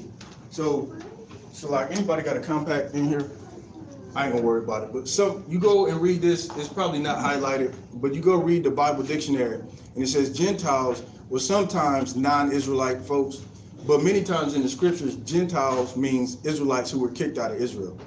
If you want to get with me after class, then I'll give you a couple scriptures where you can go and read and see that the Gentiles, that the Israelites that were kicked out of Israel, they established basically a bunch of Gentiles. For instance, you go to Greece and you look up Hellenists. You can look up Hellenists in this Bible dictionary as well. You'll see that those were people who were Israelites, but took on Greek cultures. You understand? Just like we take on American cultures here today. We're not actually Americans. You know what I mean? We taking on the culture of Americans. It's the same thing through biblical times, all throughout. You know what I mean?